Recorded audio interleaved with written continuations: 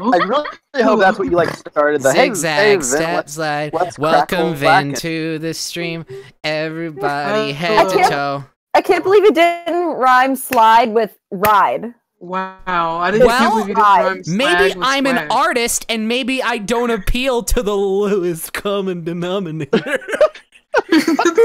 Are you calling K? No, I'm not calling K the lowest common The denominator. only way that K is the lowest common denominator is if you like shorten it to LCD because they shine. Let me try that again. Because they shine bright like an LCD light, baby.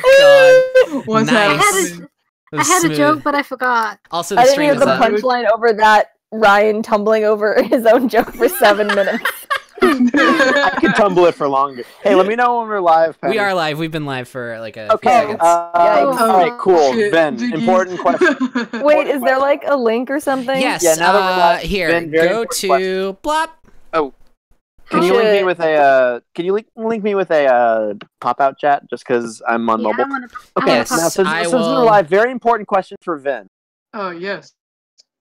Vin, what would happen if vampires had mirrors for eyes? Whoops. If vampires had mirrors for eyes, it would honestly depend on what kind of mirrors it is. Because originally vampires couldn't see themselves in silver, but now mirrors are made with aluminum. So technically, they'd still be able to see themselves, and vampires would get fucking spooked seeing each other in each other's eyes, probably. Holy shit. But vampires wouldn't see each other in each other's eyes. That was like yeah, they would if they were using a new one. You guys are fucking idiots. Okay, listen, true, but listen. true, but I also wanna be I resent that.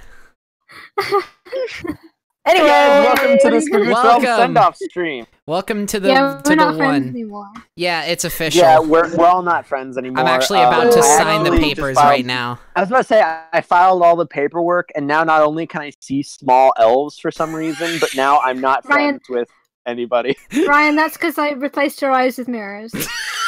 But I'm not a vampire. But how can mirrors be real if his eyes aren't real? All right. Okay, so here's the way that we're gonna do this. We're gonna go around the table and talk individually about our characters. We either have prepared or just have on hand some information about our characters' backstory, some important stuff, maybe like some goals that we wanted our characters to eventually accomplish in the show. That we unfortunately are not going to be able to get to. So yeah, we're going to have like individual discussions, and then that'll hopefully branch off into whatever it branches off into. And then once we are done covering individual topics, we are going to go to any audience questions that might remain. So hold your questions for now until we're done with the individual section. And I guess I'll go last for individual since I have like 1,800 backstories. Can you please cover the backstories for every single Jeff? Oh, God bless. We want the Jeff We lore. want the Jeff lore. What they did before they were assimilated. Yeah, all 80 and a half? Well, one of them... I'm trying to think of a good joke for this one that isn't gonna... Oh my God. Jeff with a one It's G. He's almost Jeff, but not quite. How would you pronounce it? Would you pronounce it Jeff and it would just be indistinguishable? It would Okay, just- who's going first? It'd be Jeff. Red, do you want to go first? I mean, I feel like I don't know. I mean, you don't have to. I'm offering. I prefer to go like middle. Okay. I'm like a middle today. All right, I'm a middle so person. I do Altivo while we were talking. Also, How about Yeah. Penny? Ladies first. Okay. Well, so I guess it's fitting that I go first because I don't have a lot definitive about Lightboy. I mean, like, I have a decent chunk of, like, definitive backstory, but in terms of, like, goals and stuff, I had one definitive thing in mind, but nothing, like, everything else I was just waiting to do organically. So, Lightboy's backstory was partially covered. Some of you might have seen the animatic that Kay did as a school project. It's incredible, and it covers a little bit of like some key points in Lightboy's backstory. But the actual backstory that I have written down is a little bit different, and it's also just like more in depth. I have the document open. I could just read this. I don't know if we want to do that or go for it. Do it. You won't. Okay, so this was what I had managed to develop for Lightboy's backstory. So here we go. Okay, so first for some cultural, environmental context, Jurisquinus, being the original cultural center of Spagootia, was also the founding place for the Wealth, the largest network of underground criminal activity ever conceived. Lightboy's father, Benjamin, was highly esteemed in the ranks of the Wealth, then called the Reserve, and was considered an asset to the organization. At the time of his initiation and rise to power, they were definitely criminals, but their service was more in the interest of robbing those with power who would use their power to abuse and discriminate. The easiest comparison would be to something like a Robin Hood-esque frame of mind. Stealing from and inconveniencing those who can afford to be stolen from and inconvenience and who probably deserved it in order to keep any one power from rising too high. Their interest was to humble and knock people off their high horses, no matter how morally ambiguous and potentially gruesome the extent of their assignments were. However, in their journey to bringing higher-ups from off their pedestal, the administration and leadership of the Reserve began to form pedestals of their own. They had their hand in the affairs of, for lack of a more formal term, some real-world shit, and intimidation gave them power that could ever only make them hungrier for more power.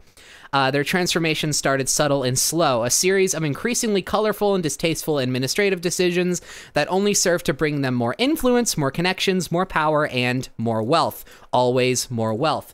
What started as something arguably noble became corrupt and selfish, hollow. Benjamin, in his position of esteem, was very opposed to the direction the organization was taking and did everything in his power to go against the grain. This was eventually seen as a betrayal and a toxic point of view by the Wealth. Let's see. Okay. All right, cool. All right, now we get into personal background for Lightboy. Lightboy joined the Wealth not long before its corruption. Given her experience in cleric magic, she was appointed to one of its many factions, Team Dagger, as their healer and support. Team Dagger was tasked with assassination and similarly ruthless jobs. Their work involved a lot of combat and hand-to-hand encounters, especially if a job went south, so LB and her restorative abilities became invaluable to the team. Lightboy wasn't necessarily a fan of killing, certainly not the cold-blooded kind that haunted the latter days of her time with the Wealth, but she justified her continued stay in this position by keeping herself and her knowledge of the jobs as separate and distant as possible. She spent most jobs providing service as a getaway driver and first aid. She never got directly involved with assassin. Is this Baby Driver? Did I write Baby Driver? Whoops. She even made a point to never study up on the identities of their targets. I'm so proud of you. She never knew faces. She never knew names. For all she knew, she was driving Team Dagger to a bi-weekly fight club or something. Willingful ignorance was her stance, and it kept her conscience relatively calm. When not on the job, Lightboy stayed at the Wealth's central base of operations, known by those who lived there as Common Dorm. It held a plentiful amount of housing, resources, and accommodations for employees, and was where the different factions would come together and interact. She never really felt like she had many people she could call friends at Common Dorm, save for Kelly. Kelly worked for Team Hatchet, a faction that dealt more in intel gathering and organization, so they were never together necessarily on individual jobs, but Kelly was very close with the Boy family, and being with her was one of very few and rare kinds of joy that Lightboy experienced during these days. Outside of Common Dorm and the Wealth, Lightboy's relationship with her family was one that she cherished enough to know that talk of work was best kept out of the way. Benjamin wasn't proud of her continued stay with the Wealth, and Lightboy knew this, even understood it, but they did their best to agree to disagree. Behind the scenes, however, Benjamin was conversing with powers that could potentially stop the Wealth in its tracks. He wanted the injustice to end, and he wanted to save his daughter from an environment that he could only see bringing her destruction. The Wealth learned of his actions and sent Team Dagger to kill him. Lightboy, again choosing to stay distant from the memos and assignments given to Team Dagger, never learned of this and was left behind. Lightboy, however, noticed the absence of her crew and began to ask about their location around Common Dorm. Eventually, someone relayed Dagger's location to Lightboy, who of course knew it as Benjamin's house. She managed to catch Dagger and intercept a silent attack. This turned into a much more violent and loud encounter as Lightboy and Ben attempted to either subdue, banish, or kill Dagger members. However, the attempt was left wanting as Lightboy and Ben were rather outnumbered and outclassed. Outclass. You gotta take it all out. Stand. Right hand. Oh, that's a reference to that one musical. Ben was killed in the chaos. Lightboy was injured, and Dagger headed back to Commandorm, claiming victory. Lightboy was distraught and knew that if she went back, it would not be peacefully. She also knew that doing this would more than likely get her killed, so she ran. Her grief eventually turned into motivation to play the long game with Dagger. She would find them eventually and take revenge. So yeah. That's Lightboy's backstory. She was in a criminal organization, got into some real shit, and her dad tried to stop it, but got killed in the process, and her decision to stay ignorant to the crimes that were going on caused the death of her father, and she wants revenge. And that was sort of the motivation that I was going with when it comes to the thing. So yeah, it was really good. I was really solid. I got it. I'll say from my perspective, I really liked it. I know that I definitely tried to in future arcs, and obviously with Kelly, but like I had sort of intentions on retroactively making some characters sort of very, very slightly involved with your backstory. We'll get into that when it's my turn, maybe. But yeah, it's gonna be super duper cooliocious. And I love Lightboy so much. Thank you. Yeah, no, I'm very proud of her character. I'm very vocal about how I love angsty and edgy stuff, unironically. And yeah, I remember you liking that one Jackal from Sonic the Hedgehog. You mean Infinite Shadow the Boy Man? Oh no, Infinite. No, yeah. Infinite. Good boy. That's his name. You call yourself a furry. That's me looking in the mirror every day. You call yourself a furry. No, yeah, I love angsty stuff though, and so it was fun to write something that was just, and it's funny because it definitely harkens back to my old My Little Pony roleplay days, where all of my characters just had like the most vicious, tragic backstories. Cold Steel Sparkle. Oh my god, not even that far off. Nothing personnel. Penny, did you know that I love you? I love you too. The tale of Anglesnap and the Pennings family was one of woe and pain, and I will always be proud of that. When this is all over, you gotta tell me all about it. Oh my god, I almost don't want to.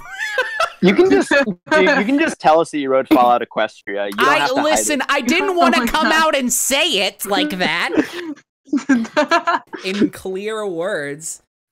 Well, I just did. Oh, by the way, while we're talking about Lightboy, should we talk about Millennia? Or I guess. I mean, well, I was gonna say like, hopefully now that prayer makes sense. That was definitely one of the more direct like teasing things that I've done with the character and her backstory. So yeah, with the prayer scene, it is intentioned that she is praying to Cupenda as a channel to contact her father from the other side, and Millennia is a song that I wrote that I intended to be a song that Lightboy's dad had sang to her as a kid.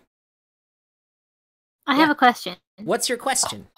Was Lightboy was she a cleric? Yeah, was she a cleric before before all that shit went down, or was she a cleric after? Was like just before she got involved with the wealth? Well, I mean, like before her father died. Yeah, she was a cleric, and she did healing magic and stuff for her for Team Dagger. Has Cupenda always been her god or goddess? Yeah, I imagine it's sort of like a familial religious thing, like her dad worshipped Cupenda, and so she just kind of picked up on the traditions and stuff. Cupenda is her mom? No. Cupenda is the love goddess that she quote worships. She's not really a religious person, but she like so like mom. Listen, yes, that's what I'm saying. Yes, I'm just nervous about it. I know, Penny. That's why I had to help it out of you like that. It's okay. We're all friends. We're all friends here. I know. We can just say that our mom is the love god. One from Gravity Falls. I just join all these groups and I try and get people to know that my mom is the love god, and they just never listen. So I thought it would be the same here. There. We accept you. Thank you, Penny. We love you. Truth is finally out there. In this house, we love and respect Penny. and her mom being the love god. Also, I just want to acknowledge that Shrek's Regrets in the chat wrote the words, and I quote, "I bet Ryan wrote Rainbow Factory." That's this a lie. True. I wrote this is actually true. I wrote cupcakes. Come on. No. Okay. God. That's right. I'm bringing back like the 2000. Why would you write cupcakes though? Days. That just makes me horrified of you. Because I was an edgy like 15-year-old. That's all right. True. Sorry, everybody. I wrote Rainbow Factory. Oh! Misattributing my work. I wrote my name on Rainbow Factory in crayon at the top and submitted it. Kay is so confused. I'm sorry. It's bad My Little Pony fanfiction. I'm just silently gonna type out my confusion on Discord. You have to be there. Rainbow Factory? What is going on? Come on. I'm... God. All right, so I'll link them to you. Oh no! Don't link. No. I would love nothing more. I want to be the harbinger of death here. All right, so is there any more who's next LB discussion, or should we move list on? Of people who are going to be talking you already about said their the ambitions and goals were just like you're revenge. right. Okay. You're right. Yeah, And you never said where. You said you didn't see her. You didn't like have like a plan for where you thought her story would go. I think the most that I ever like intended to maybe get to at a certain point would be like an ultimatum kind of decision where she like, and obviously this is mostly not up to me. It was just something that I imagine like if I had the opportunity to make happen, I would, like an ultimatum decision where she has to choose between like staying loyal to the group and like taking an opportunity to finally like get that revenge. And I was legitimately considering having her make the choice to choose the revenge and then deal with the consequences of that. Oh my god. Yeah, and I was hoping to get an opportunity to make that kind of arc happen. But yeah, I mean, you had told me that you wanted to do that specifically, and I most definitely would have set that up for you. Yeah, and that's mostly the only real visual plan that I had. Everything else, I was just like, okay, I'm gonna see where the rest of the group takes it, and I'll respond accordingly. So if a situation came further down the line when like the group was actually like friends and didn't just know each other for like 8 days. Yeah. That's exactly what if a situation came up where it was like revenge at like the sake of the team, not like death necessarily, but like something would happen to like squad, or the opportunity of revenge was lost. Like, do you think she would have taken it? I see. That's the thing. Like, I feel like if it was a situation where it would endanger the team actively, like maybe not like to the point of death, but like actively put them in danger, I struggle with whether or not she would take the revenge opportunity. But if it was like a situation where it's like she would just have to like leave the team behind to pursue the revenge, I was almost completely settled on the fact that I would want to make that happen and like see how that plays out in terms of consequences. Because I just think that'd be an interesting arc to take her and like have her like give her a chance to like reestablish priorities in that kind of way. But as for like putting them in actual danger for it, like if it was like a life or death situation, she absolutely would not betray the group. If it was like danger, it's more in the middle, I think. I don't know. I never thought about it much other than this would be cool. Yeah, I mean that's how a lot of ideas go. Like sometimes you're just like, hey, sorry. So like if for example the danger was something too great for the actual squad, then she would leave. if it was like too big for the squad, like if it was something, I don't know. I feel like she wouldn't be heartless. I feel like it would just be more of like a I don't know, just like a wrong turn kind of deal. I wouldn't want to soil her character and just have her be like a full-on asshole and like actually put why not the group in like active danger. But yeah. What? LB, but the B stands for bastard. Yeah. Light bastard. Light boy, more like little bitch. Oh my god. We did it. All right. We did it. That's about all I got for Light Boy. So who wants to go next? I could. Yeah. I mean, I've got about the same, honestly. Yeah, go ahead. All right. Let's hit up Altivo. I don't have anything like specifically written down, but if you guys want to like ask me questions, I can. I told Ryan most of it. What's Altivo's favorite ice cream flavor?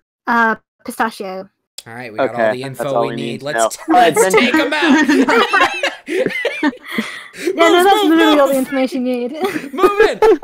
No, like what was I guess like since Light Boy's backstory kind of starts with maybe not her childhood, but like growing up. Like what was that like for Altivo? Like what was their experience like growing up and like I guess getting to where they were. Yeah, like getting like what led them to the events that were the most like formative to their personality and their motivations. Ooh, there's quite a lot there. I know, actually. yeah. Well, well, go for it. Go ahead, yeah. But Altivo never really had a family or parents. Right. They were just sort of shoved into this sort of like not exactly crime, but more like they had to struggle to survive, steal to survive, kill to survive. That sort of situation. And in their kind of society, there was the super rich and the completely destitute, and Altivo was kind of on the completely destitute side. Right. So they just sort of had it bred into them that they had to fight and steal and kill to survive. And for most of their life, they were not a good person, like in the slightest. And they would basically do anything that they could to achieve their goal. Sorry, I'm being a bit like no, it's all good. You're good. Yeah, but they would basically do anything they could to achieve their goal. Right. And that kind of led them to magic, which was they kind of saw it as like the easiest way, not like the easiest way, the most linear way to get to a level of power that they could use. Right, because they're acting out of desperation and results, and not out of like morality or like a whatever you have. Like I don't know. Yeah, and honestly, from when I first released their backstory to now, it's completely changed. Right. So the one that's actually on on the wiki, is no longer completely accurate. But they did they ended up kind of stealing something from the super rich Dragonborn like culture, and that basically got them chased out of where they were once living. And it's not like where they were living was any good anyway. They dealt with a lot. Let's just say that. Right. And I think in part them stealing that, they kind of knew that it would get them banished and get them out of that situation, whether on like it would just completely cut ties with everything, no matter what, and they wouldn't really have a choice. And that led them to not like organized crime, but they were kind of clawing their way through a very dangerous and unforgiving world. Right. And that kind of led them to the Red Kraken. But seeing like the depths of like where their path was leading them, they were like, oh fuck. You know? Yeah. And they were like, this isn't actually something didn't go yeah, right. it's just like just like suddenly pulled into lucidity, like what's going on, like what am I doing? Yeah, like a bit of a what have I done situation. Yeah, and like they realize that this is one of those where it's just like you take inventory and you're just like, how did I get here? Like what it last I remember I was here and now what's going on? And like you they may went ask from yourself, how did I get here? Where is that large automobile? That's literally all Altivo's line. There's water at the bottom of the ocean. But, water beneath the water. But like it went from desperation to actively being a horrible person.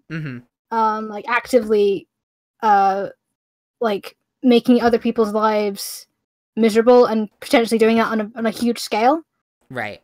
And that kind of gave them perspective. And they met Myron, which was kind of their first friend. And they've been friends for a very long time. And they managed to get sent off in a dinghy in the middle of the ocean. And that also gave them a little bit of perspective. Right. And they lost Myron along the way somewhere, and then they just managed to sort of drift to Bayvale. And obviously, as soon as they got there, they weren't immediately cured, if you know what I mean. They weren't like, oh, suddenly a good person. They did some pretty bad shit in Bayvale as well, but they also kind of realized, I can't do this here. This isn't... the people that lived in Bayvale were considerably less... one, less coarse, but also they didn't put up with any of Altivo shit. And Altivo ended up in jail. And they met Vinca. And they both kind of became like kind of partners in crime for a bit. But after considerable amount of time getting put away into jail and shit, they kind of realized, we don't need to do this anymore. This isn't the life that we need to live. And they'd fallen madly in love, and they kind of wanted to have a family and didn't want to make this the life of their family. The life of their kids, yeah. Shut up, Ryan! Shut up! Violet, pick this lock. Just teach your kids how to do crime too, and you can have a crime family.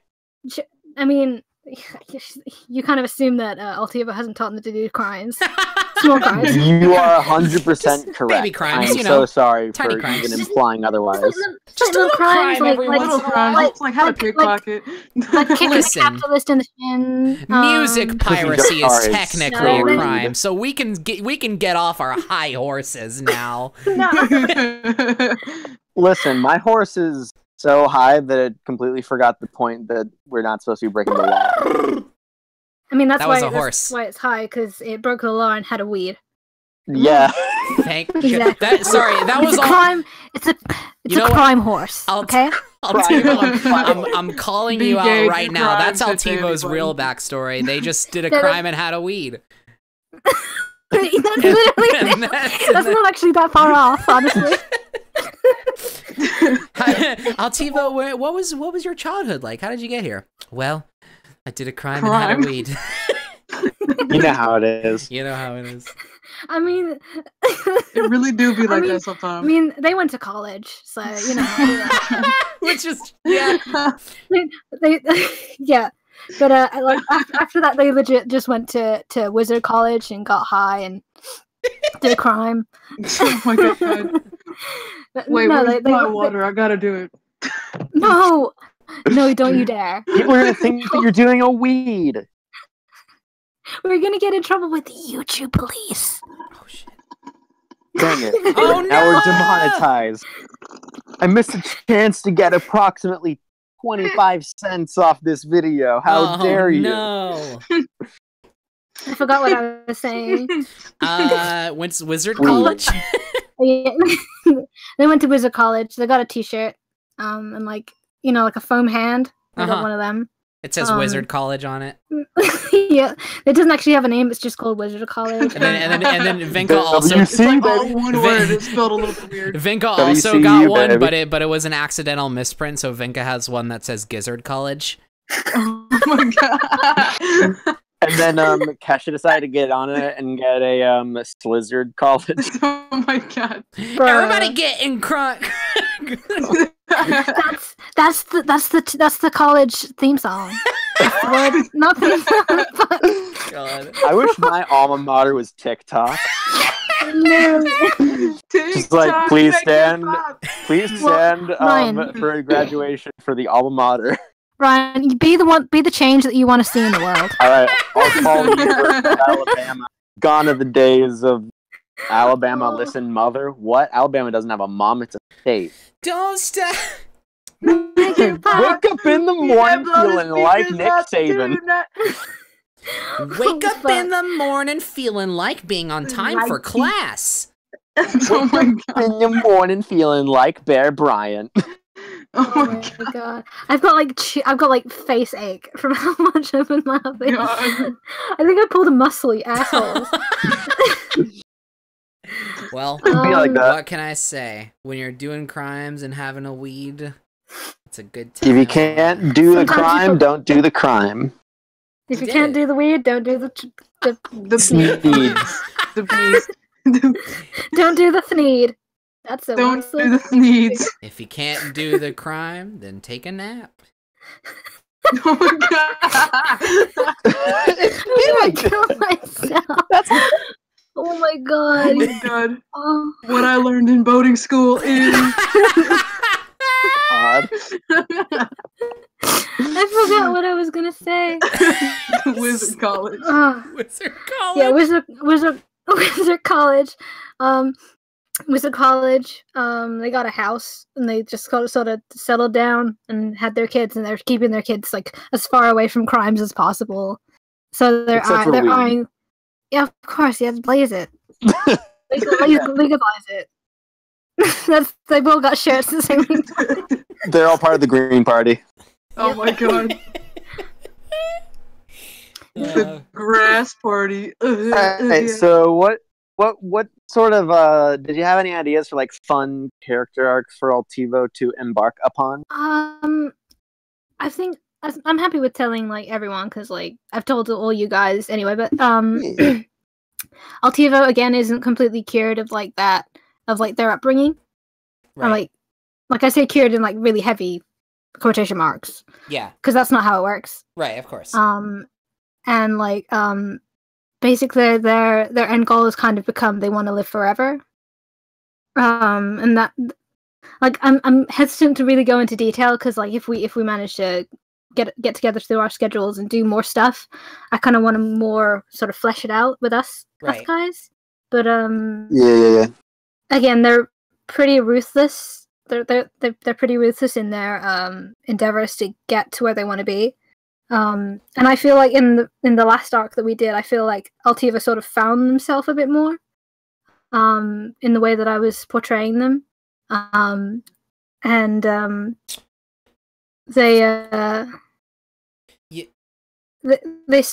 still have that residual trauma, right, from their upbringing and everything they went through, and they still have a lot of tough calls to make, like with their ultimate goal, and they couldn't promise that they wouldn't just sort of drop everything to get to where they wanted to go. Like Lightboy is much more like honorable than Altivo is in one, like being 100% real. Yeah. It's really funny because this whole time I've been thinking about how cool it is that there's sort of like a even minor parallels between the characters like that, and like after like how they sort of connected a little bit more in the Red Kraken arc, like it makes sense that they would sort of like be drawn to each other in that way. Yeah. Except for Thorny. What? I was gonna say, I think everyone is a criminal except maybe Thorny. But that's another awesome paradigm. Thorny's I love it. Reverse. Like people. We'll get into that. Yeah. Well. Oh, also, I did want to say, should we like kind of quickly summarize what happened in the last episode of the arc, because we never. Oh yeah. Put that out. I can do that real quick. Yeah, you want to go ahead and we want to make sure Red's finished first, and then we can take a quick break to do that, and then we'll go on to other characters if that's cool. But Yeah. I'm almost done. Okay. Y'all can ask questions if you want to in a minute. But yeah, it's basically kind of Altivo sort of overall, what's the word? Like fuck, what's the word? Sorry, it's super late for me. I can't remember the word. But it's like their main conflict is like everything that they have accumulated versus dropping it all and going after this one thing. Right. And like how their upbringing and who they are now and how they've grown and changed from that. How they haven't grown and changed from that, and how that sort of conflicts with each other. And how it also conflicts with the group. Yeah, because they didn't form this group for shits and giggles. Let's just say that. They did it to get shits and giggles done. Yes. Yeah. Do the giggle. They did it to do crime and get a weed. That was that's what. Dude, don't give away. Bring it around. I was gonna say that's what the bowler hat guy wanted this whole time. Yeah, that's what bowler hat her wild man wanted. He wanted to steal a bunch of coins because if you get all the coins together, then you get a weed. When I say bowler hat guy, I do want to acknowledge that I am simultaneously talking about her wild and the Meet the Robinsons character.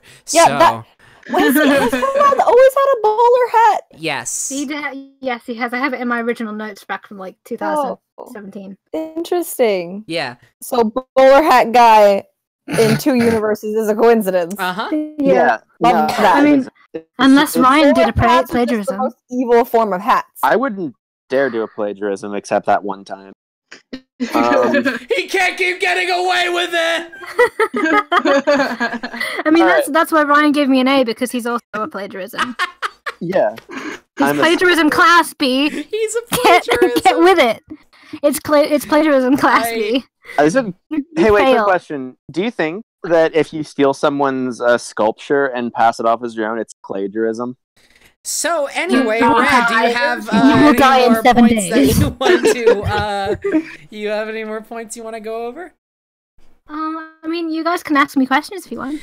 Yeah. I mean, like, I think ultimately, yeah. All I'm curious about was the like the upbringing and sort of like what brought them to where they were, and then I guess their motivation. So yeah, essentially they just wanted to find a way to live for. Is there like a specific like what's the like the primary driving motivation behind them wanting to live forever? Is it like a fear of mortality thing, or is it because they want to have enough time to sort of like atone for their past? Kind of both, honestly. Like, they have. I guess they do kind of go hand in hand, wouldn't they? Yeah. Like, it's kind of like, they want to be able to achieve that level of. That's kind of the level of power that they've always wanted to achieve. Right, and they could use that to manipulate people in ways that could advance themselves, if you know what I mean. Right. Yeah, I mean that's essentially that's all. That's really interesting. Yeah. That's all I want to know personally. Does anyone else have any questions? I'm good. I'm looking forward to when we manage to continue. I'm looking forward to doing more stuff with. I mean, all these characters, obviously. But oh fuck! Should I tell them about the secret book of spells that Altivo has? Oh yeah, it's not a secret anymore because I just said it. Yeah, go ahead. Well, it's not a secret anymore. Oh damn it! Well, Altivo. Well, I mean, everyone kind of knows, but Altivo develops spells, and they have like a secret book of spells that they're working on. Right. And I think one of them is called Furry Time. So yeah, one of them is very much called Furry Time because we're not telling them what it does. You guys just speculate. This is a tell-all stream. In order to use it, you have to tell all. I'd like to know what Furry Time does. The materials for it include the letter E 621 times. I mean, said individually. Said individually. Yeah. No. You can only say it once per day. What? No. That's right. It takes a little less than 2 years to truly get into Furry Time. Yeah. That sounds ominous. What does it do? Furry time. You'll never know. You'll never know because it's gonna take us 2 years. What purpose could a spell like that possibly serve? Sexual never awakening in whoa, our 3 The more you ask, the less likely I am to tell you. It's like like putting Waluigi in Smash. But Red, I am So on that vexed. question, so on that cliffhanger, I think I should talk about what happened in the last episode. Yeah. Yep. And then we'll use this as a little buffer, and then we'll go into whoever wants to go next with individual characters. Wait, should we do that after we've done the individuals, or? I was gonna have this be like anything. Like if you guys want to do individuals, like finish those off, and then just do the episode summary after. Yeah. That makes sense, and I'm done with it. So. Okay. Does anyone want to go next? Okay, cool. That's cool. Yeah. You're right. Who wants to go next? Let's be a millionaire. I'll go next. Like, do you Kids have to edition. ask? Kids edition. People want, I'll go next. We just filmed Sure, them. All right, yeah. hit it, Vin. All right. I honestly, most of what I have planned out is the backstory and like a little bit of an ambition. There isn't so much of a goal because I'm gonna be real. He doesn't really know a lot of where he's going with the future, and that's like one thing that's always been a part of his life. He's always been kind of confused about his next move. And with the backstory, when he was a child, he had a mother that was a red dragonborn and a dad that was a blue dragonborn, and they were from very different like backgrounds of the tribe that they were all in, because it was like a clan of dragonborns that all kind of lived together. And like Altavo's, it was kind of separated by Class. Wealth and class, but color as well. So it was kind of like a big issue. And Nanu, his mother, and Genja, which was his father, came together at one point, but they didn't really mix all that well together. They did end up having a child, though. 2 children, in fact, which was Vinca and his younger brother who died. Unfortunate. But, listen, they both, 2 of the kids kind of like went through a lot of hardship when they were younger because their parents separated and they had to like go between each, you know? Right. And being with their father, it was a lot more difficult because they were held at like higher standards. And they were expected to be like uptight and proper like everybody else in that area was. And when they went back to their mom's side, things were just like a lot different. And it became so much for his mother that his mother left him. And he ended up being alone with his little brother because his father ended up finding out that their mother had left and kind of was like, well, if she's going to be gone, then what's the point in me having you? And kind of cast them both aside. And it was hard for them to try and find anywhere within the clan to be because they were 2 mixed kids. They didn't really know where to head. So they both sort of ran away. And in their like travels away from the area, his brother ended up getting shot by a group of raiders, rather, like on the road. And he didn't really know how to deal with the issue because he was a kid. They were both kids. Right. And he wanted to take his brother with him even though he was dying, but he had to run away. And so he's always kind of like had that fear of someone close to him dying or like losing everything because he's already done it before. But he ran away, and on his travels he found this very secret society of rogues, and he ended up joining that because that was the only place where he felt like he could go, because no one else wanted to be a part of him, or he was scared of meeting people because of what happened to him. And they kind of took him in and made him one of their own and became a rogue that way. And he had been trained to be both a thief and an assassin. But as he grew up, he realized that he was more uncomfortable with being an assassin than he originally thought that he would be. Taking money for like killing people, and just doing the same thing that had happened to him, basically, when he was younger. And he ran away from there, like, all over again. And he had been doing all these bad things, stealing from people, just to get by. And he really didn't know where to go next, ever. He was always just searching for, like, the next thing to keep him alive. And he eventually ended up getting thrown in jail, many times in jail. And he'd always, like, leave and then just live off the street again. And he ended up living in the woods for a little while and kind of, like, came across money that way by stealing from people and got, like, a small apartment, which ended up getting burned down, which was kind of fucked. And he ended up being thrown in jail again, and he met Altivo. And they both went on their gay crimes. Gay crimes. Gay crimes. Gay and crimes. Gay crimes and weed crimes all rolled up into one, baby. Well, I mean, gay crimes are weed crimes. Oh, shit. Implying that only gay people smoke weed? It's true. I mean, yeah. Well, then I guess I'm the gayest. Wow. Ryan, I'm learning something. Ryan, I mean, I'm learning things about you. But fucking, so with Altivo, he kind of, like, learned to trust people again, and, like, learn to kind of hold on to something again. And he's still afraid of losing Altivo, and that's why he's so protective over the people that are closest to him, and why he tries his hardest to keep people safe, even at the sacrifice of himself. Right. Because he just doesn't want to lose anyone else again. Right. And he's so protective over his kids, like, that he would literally, like, fucking destroy somebody. And he's trying to cope with the fact that he was trained to be a killer and he has these skills, with also not wanting to do that. And I guess in the future, I just kind of wanted to figure out a balancing point between those. And I don't know. No, that's interesting.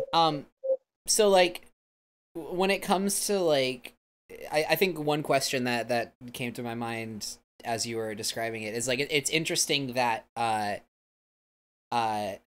you say that Vinca's whole deal is that he really doesn't quite know, like, what to do with himself after everything. Yeah. Do you, like, what's his perspective on that? Does he, like, sort of blame environment for that? Does he blame any one thing in particular? Like, does he see it as a result of, like, just being thrown around all the time and, like, just not being able to handle that? Does he, like, have an insecurity about that kind of thing? Like, what's his take on that? Honestly, if he were to blame anybody, he kind of blames himself for not trying harder. Right. Because he could have done more, like, he could have run away faster, or he could have, like, even stopped his mom from leaving. But he was young and he didn't know what to do, and he didn't. But he blames himself for not doing anything. And he blames himself for the death of his brother because he could have done something different. Like, he could have gone on a different path, or right. He could have just done any amount of things. Yeah, and it's easy to look back and see, like, oh, if I had done this thing differently or this thing differently, it would all be different. So he puts, like, a lot of blame on himself that isn't really there.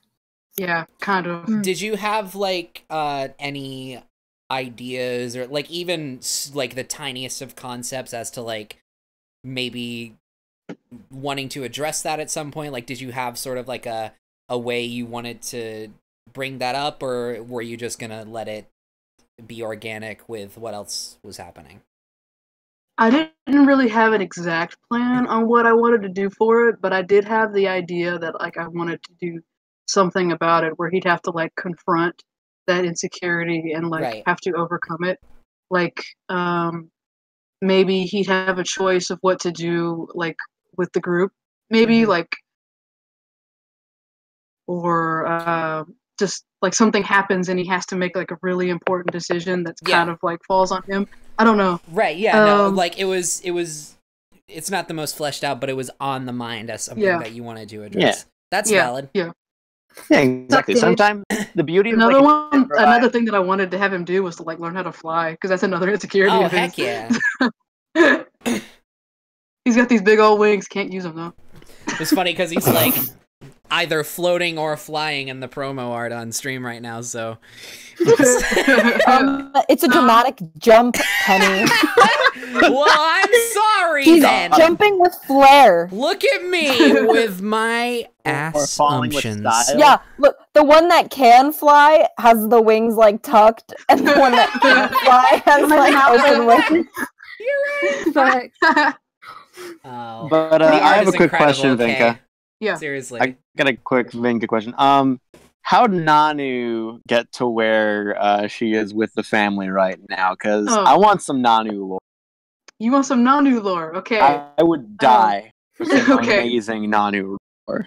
What had happened with her? She in herself is a witch, and she's also a fortune reader. So she makes her money that way. And she had left originally, it saddened her a lot to have to leave her kids. They didn't know that, they just thought that she kind of left, but she had to because of a lot of stigma that was going on at the time because 2 mixed kids, and it's because of the bye man. Don't think it. Don't he's looking say for it. everyone. Sorry, keep going. Don't say it. Don't think it. Yeah, she was just dealing with a whole lot of just people saying things to her and things happening, and then she thought that if she left, maybe it wouldn't be so hard for them. And she also had the draw of another dragonborn up north that could help her out with these kinds of things, and she had fallen in love with him through letters. And she had left to go and try to make things better and then come back and then get them, but it didn't end up happening that way, obviously, because she made the mistake of not telling anyone about it. She just kind of fled the scene, and she came back eventually when she just kind of sailed a ship to Bayville, actually looking for both of her kids, and she ended up only finding Vinca, and then she got the whole explanation of it, and she felt really, really overcome with grief eventually. She met both Vinca and Altivo at the time. And she ended up just wanting to stay with them and help them out with whatever they needed to help out with. And so now she kind of looks after the kids whenever they have to leave. Hell yeah. You become more of a solidified family unit rather than putting the kids through what they had to go through. Wanting to give them a stable foundation. Yeah. That makes sense. I just thought about something. Fuck, dude. Imagine Vinca as a new dad. Oh fuck, dude. Oh Shit. god. Fucking this guy would be having a panic attack. To be honest, both of them are probably. Yeah, I was about to say that intense. they're probably at the beginning. They're probably a disaster in the best way. Oh fuck, shit. It's a miracle that Violet turned out the way that she did. No, yeah. Let's be real. Oh, Violet is a blessing. She's amazing. I love her. I just hope in the very small amount of time that y'all had that I did them justice in my performance. Oh yeah, absolutely. Yeah. God bless. I love my babies. You fucking personified Nanu a lot better than I thought you would. Trickster. I gotta say, I was very, very close to just having her inexplicably be Pokemon Nanu. Oh my god. I would have literally clotheslined you. My fucking computer. I would have turned off the computer. I would have stopped the recording, dog. Well, what's worse about that is the headcanon voice that I use for Nanu is the same one that I use for a very specific type of character who goes by the name of someone who is short and hoodie and skeleton and is Sans. Oh, Sans. Actually, I was very close to Nanu is Sans. You know what? I'll make that theory, She's baby. Sans. I can't believe that I just made Vinca. See, that's the problem with me being DM. I have too much power. I can just say, "Hey, Vinca, you are now the son of Sam," and you just have to figure out how you're going to deal with that. I mean, he was to begin with, but he what? He was to begin with. Explain. Actually, magic. And there, that's all I needed to hear. The future sees the past. Okay, I'm that's gonna it. kill myself. She works with bugs. There's also one thing that I wanted to mention. It's just like a little tiny character thing. He had this story read to him when he was a kid about this angel who couldn't fly either, and he kind of like took inspiration from that a little while. Like he believed that he could keep moving forward because of this character. That's so cute. Baby, I love him. All right. All right. And that leaves us to... Somebody said, give Nanu Peach's crown. Give Nanu Peach's crown. Regrets. All right. Are we ready to move on to Kay? Yes. All right. Questions, but... Now, Kay, I know that you didn't really prepare that much about like. I know that you don't. I know that like. I know you don't have a lot of like lore stuff prepared for Thorny because like you just kind of made the character and you're just like, okay, yeah, Thorny, whatever. Just pick him up whenever you're doing D&D. So I can imagine this is gonna be a very short section. Yeah. Yeah. All right. It's only. Don't worry. It's only like 21 pages. Sure. Okay. Okay, come to I'm just kidding. Should I get a snack? I'm not gonna read all 21 pages. That's No, please do. No. So, Thorny's old. Childhood. Childhood. Oh, by the way, I just remembered. I almost ruined your life, Kay. Huh. Oh, yeah, please detail. I might save that for my section though, but I'm just gonna have that holding over your head. God, motherfucker. Okay. Alright.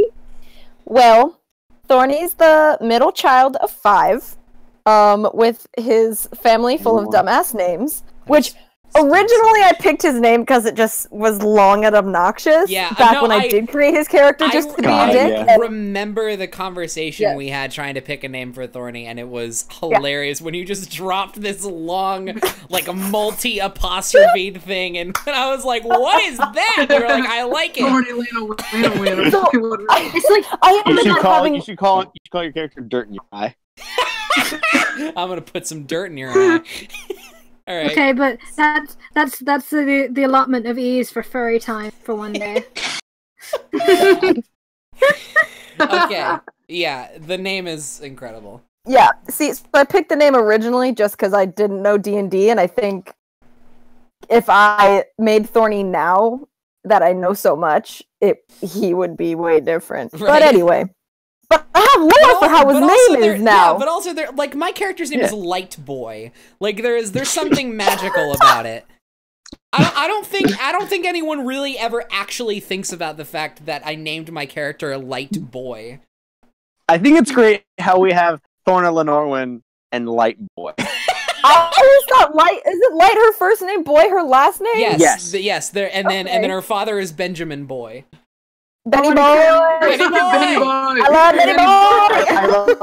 I love how Light Boy is literally just 100% imported from Snapcube. Yeah, no, she is. No, okay. Oh my God, that's something I didn't address. I'm sorry to interrupt, Kay, but I do want to really quickly address that. No, rewind. No, yeah, the whole dead father backstory actually did come from a Snapcube joke that I did, because the character comes from my my Skyrim series on Snapcube, and in one of the episodes of that series, I like do this mission where like I'm going around like killing like these random like criminal guys like that I got off like a paper post on a like a billboard or something, and I'm going and I'm like in commentary, I'm just like joking around trying to find some justification as to why I'm like seeking out these random criminals and just killing them mercilessly. And I was like, they killed her father, so like now she's seeking revenge. And so like when I was making a D&D character, I was like, I'll just use Light Boy because I like using this name for my RPG characters, and I was like, oh, she needs a backstory, doesn't she?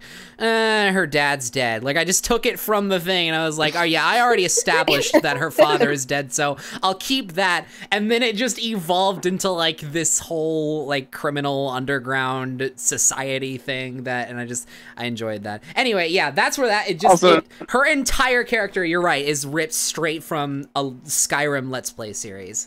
Also, Penny, before we continue on with Thorny, because I love interrupting Kay, Sorry. I want you to know that in the next individual session, I was going to have a moment where Light Boy was approached by a sort of a largely built woman saying, "Hello, sister. Oh no! It is I, your sister, John D." Oh, we didn't get to John D. Oh well. All right, Kay, keep going. Sorry, But she's canon. Okay. Okay. Yeah. So, middle child of 5.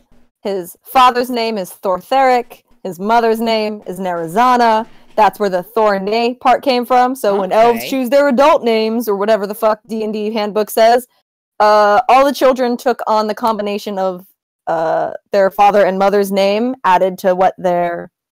what the fuck? Anyway, sorry. Their names. I just reread this. I deadass thought Thorny's older brother was Silvar. Apparently it's Silvarin. I don't even know my own lore. Silvar. Anyways. It's alright. I've been hiding some of your lore from you. You've been hiding some of my lore? Oh, I think I know. Yeah, about... Yeah. Wait, did I tell you? You may have. Okay. You can't keep secrets well, Ryan. We need to just accept that. Ryan doesn't know what a secret is. Oh, man. Alright. Cool. So I think I told you because I didn't do it. Okay, go. Oh, I don't know.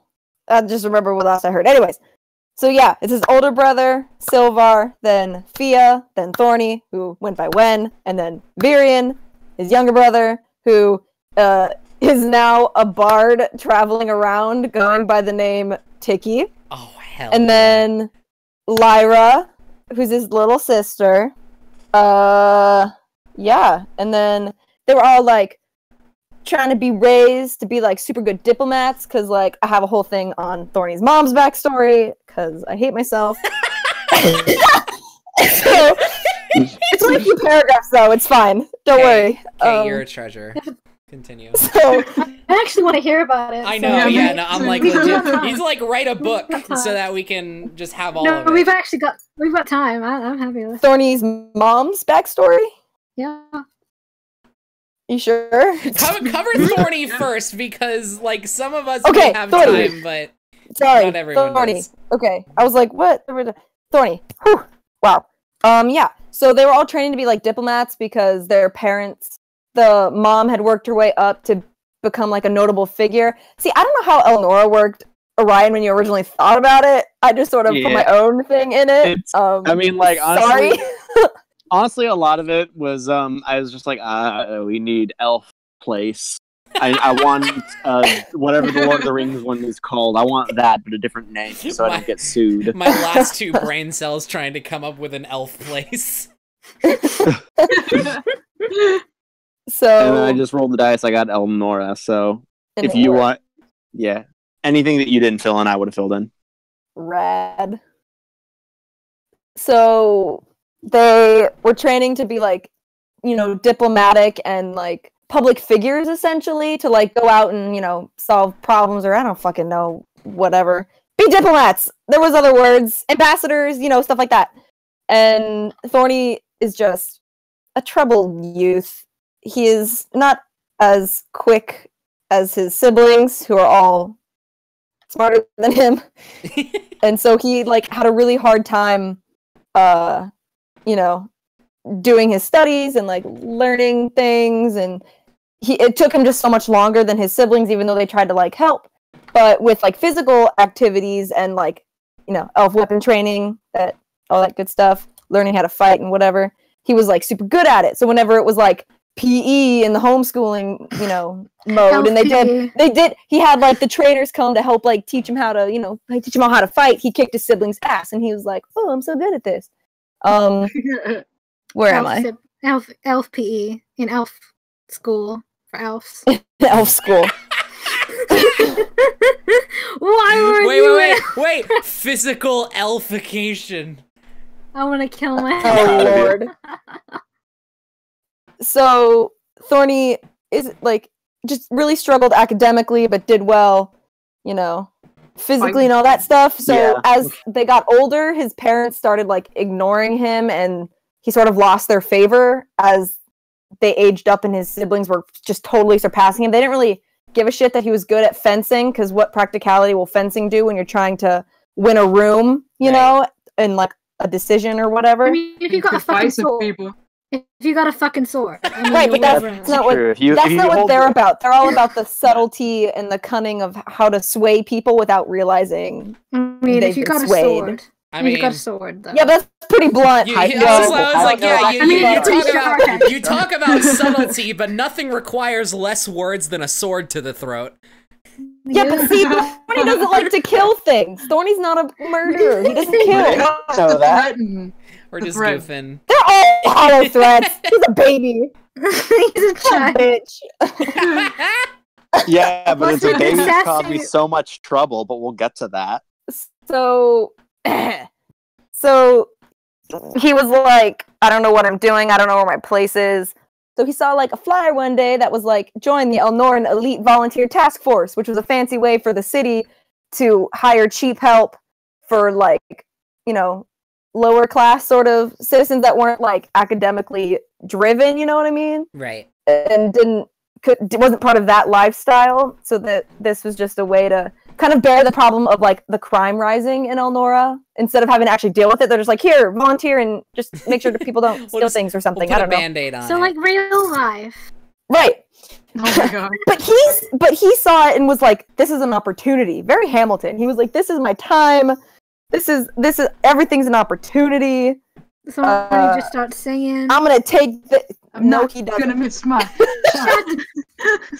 Listen, anytime that Thorny is not like, on screen, he's singing. It's canon. Correct.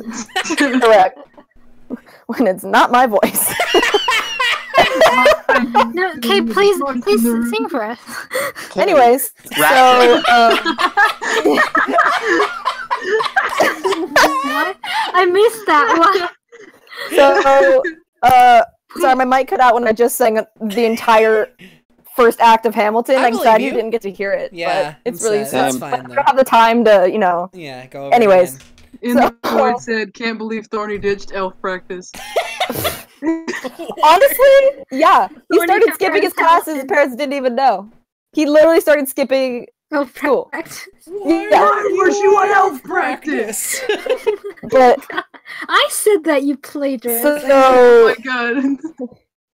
So he like was like, oh my god, this is my opportunity. My parents will see me take this like super haphazard, shitty, you know, throw together squad and make them into like a sizable actual, you know, task force, and it'll be like I'll be successful and I found my place. But it didn't really work. They kept dismissing him and, you know, told him to stop cavorting with the commoners and disgracing the family name. His family's stupid rich, by the way. Also stupid. Also, yeah. So, his siblings tried to, like, console him and, like, you know, be like, it's all good, but the parents started forcefully keeping them away from him and stopped, like, inviting him to, like, galas and shit and, like, not telling him what they were doing, and all of a sudden the house was empty, and he's just like, my family is just gone. Like, they're on a trip somewhere, and they've just left. Can I have one thorny question? Okay. Can I fight his family, actually? Me too. My big fist. You'd probably kick their ass except for Tiki. No, that's actually the fifth. That would be the fifth arc. Y'all go to Elnora and personally beat up Thorny's family. Spoilers. Damn. You know what though? Thorny's family thinks he's dead. Like, I mean, then it's a horror themed one. Because after all after all this other stuff happened, when he like left Elnora, he cut all his hair off, covered it with his own blood, and sent it back to Elnora with like a note that said something. I don't know. Here, have some hair and also my blood. But it was like proof, like because you know, whatever. I don't know. Mary whatever. I signed this note because I died. So yeah, he has his task force. The crimes are getting crazier, and he's like, "Fuck, I can't handle it." So every crime that isn't like solved or stopped becomes his fault because he's like the head of the force or whatever. Right. So then the whole like city starts blaming him and is like against him. And he did the best he could, like trying to get this to work. And the final like downfall for him was when this like really big, where was it? I don't know, man. This really big like robbery thing took place, and the criminals that were fleeing, they robbed like a bunch of like super wealthy families and were on the run, and they took a captive, this little girl, as like a bartering piece basically, and Thorny cornered them, and they had like a knife to her throat and were gonna like kill her, and he was like, fine, whatever, leave. And as they were walking by, he tried to like surprise attack them because he had a big ass pike and they had like little daggers and shit. He like couldn't like fight them all off, and he was outnumbered. So they fucking pummeled him to the ground, and then right like as they like held him down, they killed the girl right in front of him and left him there. So everyone thinks he like let them kill her. So he was basically put on like house arrest and ignored, and then he ran away after being like super depressed for a long time. And then he joined like a pirate ship thing with Captain Dura, who I love, and that's where he met Karina, who is his sister, and I love her so much too. She's great.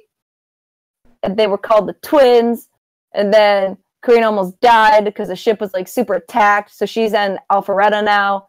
And then Thorny was like, oh, gotta go see something else, and that's how he became a bounty hunter. Okay, that's it. Super abridged. Dang. I mean, yeah, like, no. Not abridged, but super abridged because I didn't say yeah, there's a lot. Yeah, Thorny's... Okay, who's gonna go? I'll shush you for a second. I mean, I was just gonna say that Thorny definitely had a very, very well-defined backstory, which was pretty dope. It gave me a lot of stuff to work with. I know personally, like I remember, I was like, "Ooh, that was a fun moment in Thorny's life. What if I did a thing where Wall held someone's throat at knife point? Yeah. Wouldn't that be a silly parallel?" But yeah, no, Thorny as a character is both really great in terms of like how fleshed out he is and like a backstory, but at the same time, he has presented me with a very frustrating yet amazing problem. Okay. No. So when I first started making these, I was like, okay, let's make this sort of like a bit of a puzzle. Something with all sorts of ways to do it. And the first rule of thumb, and like back in like Labyrinth, I was like, all right, I should make a problem where it's like, odds are, like I didn't even think like, someone's gonna try to brute force their way through this. I just thought, all right, they're gonna find a really cool way around this. And then Thorny brute forced. His highest status strength. What do you want from me? Well, here's why I love it. Here's why I both love and hate it. I want to say like throughout all this, I do love it to pieces. But like later on, I was like, okay, I need to make a problem that like when I make these puzzles, I need to focus, make sure. All right, you can't brute force your way through this. And then Thorny walks up to me, pokes me in the shoulder, and says, "Bitch." Hey Ryan, look at me, bitch. he's like Thorny's great.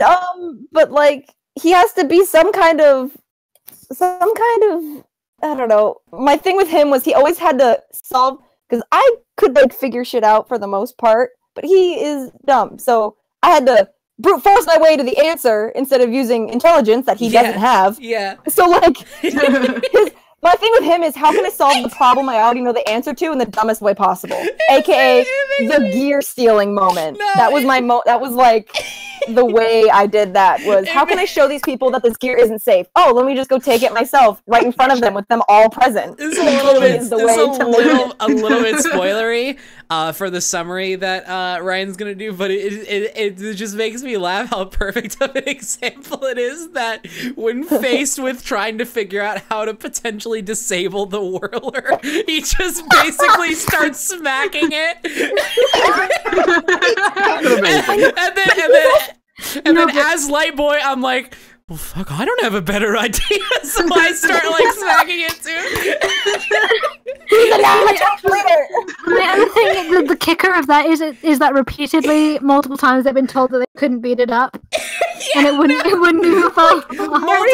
Multiple times it is established that it cannot be destroyed, and it is just like wedged deep into the inner workings of the ship, and Lightboy and Thorny just start beating it up. Thorny doesn't listen, he acts. God. But also I run into the problem where with Thorny, who doesn't kill people, that was a specific quote, not handicap, but a specific thing I told myself that in-game mechanic was I could not kill people. Yeah, a caveat. Thank you. That was the one thing I couldn't do, was kill anyone. I had to make sure if someone looked beat up, I couldn't attack them. And then we are confronted with the whole ship of pirates we're supposed to murder that we end up blowing up anyway. And Thorny's just like, I'm in a room full of enemies. How do I not kill someone? Let me go. Instead of solving that problem of killing everyone, let me solve the problem of the and destroy that. However, focus on one where, if there are any casualties, you will not be directly responsible. Yeah, it'll be Thorny that's the casualty, because it'll blow up and he would die, which he'd be fine with. Thorny. Right. As long as he doesn't break his principle. Yeah. Right. But yeah. Thorny's quality. He didn't really have a goal. Well, that's a lie. His goal is to make his own name for himself, which is why he took the first part of his name, the Thorny part, because that's the combination of his parents. But if he took it and made it his own, it would completely decimate what they were trying to do for their legacy. Right. So he'd take it and make it his own. So that thing is mentioned. They don't think of the Fenrora family. They think of specifically just whatever good Thorny was able to accomplish. Yeah. But I always imagined him dying, in campaign. I never thought he'd make it.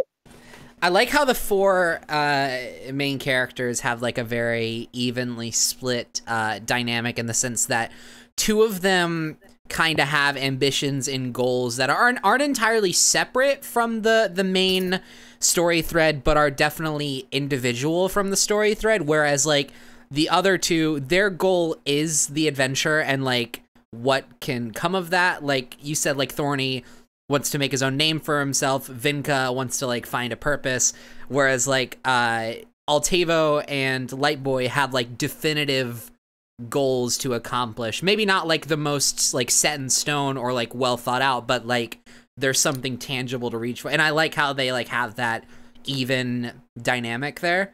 Mm-hmm. It's 2 and 2.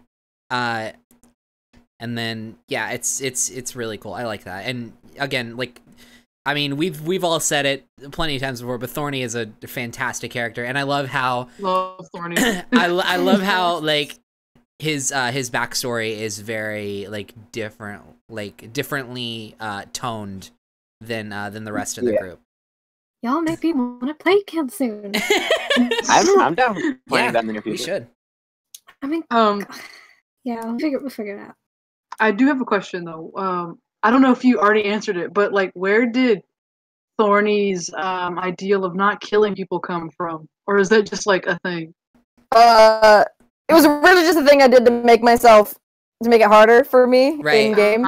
But when I developed the backstory for Thorny, he was blamed for all of the casualties that happened from the crimes because he didn't stop them.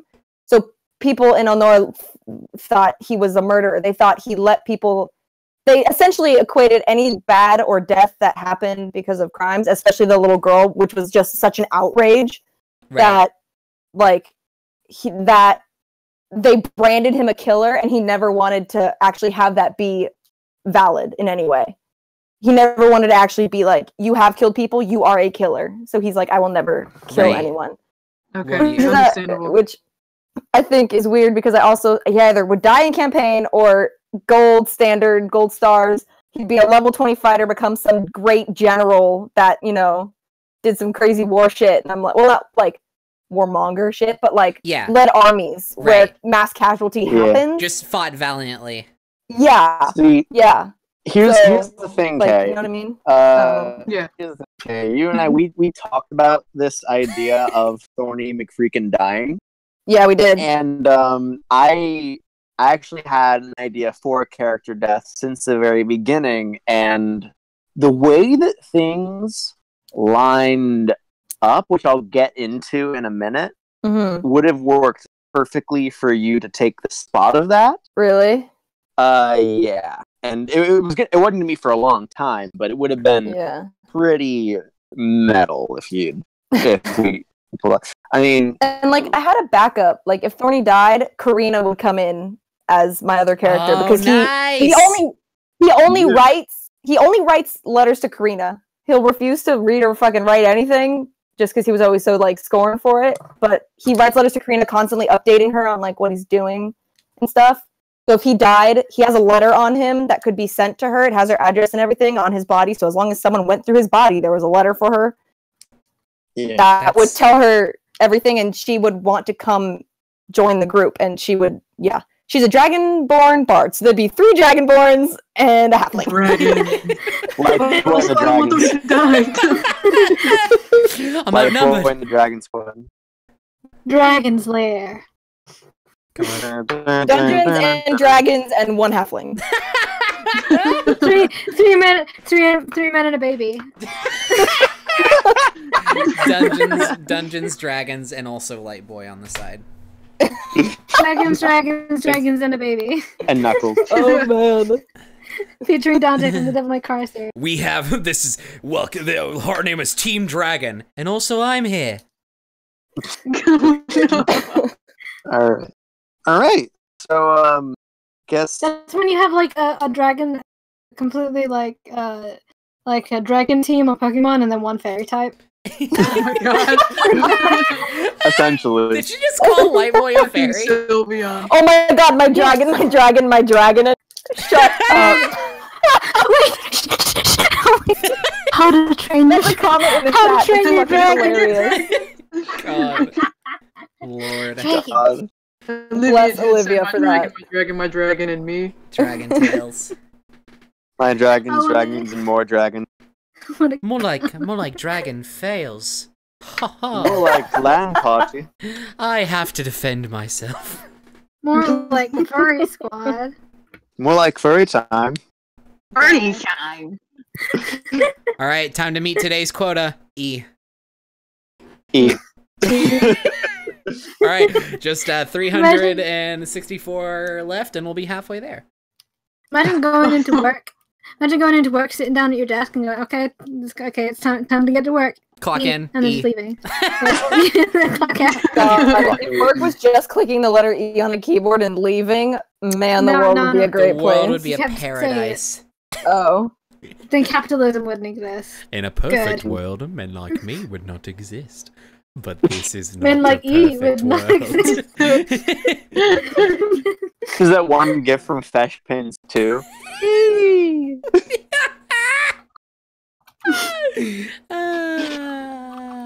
Furry time. All right, so I guess it's. All right, I guess it's my turn, then? Are we good to move to the summary, and then Ryan sort of tells all about the world, and then questions, right?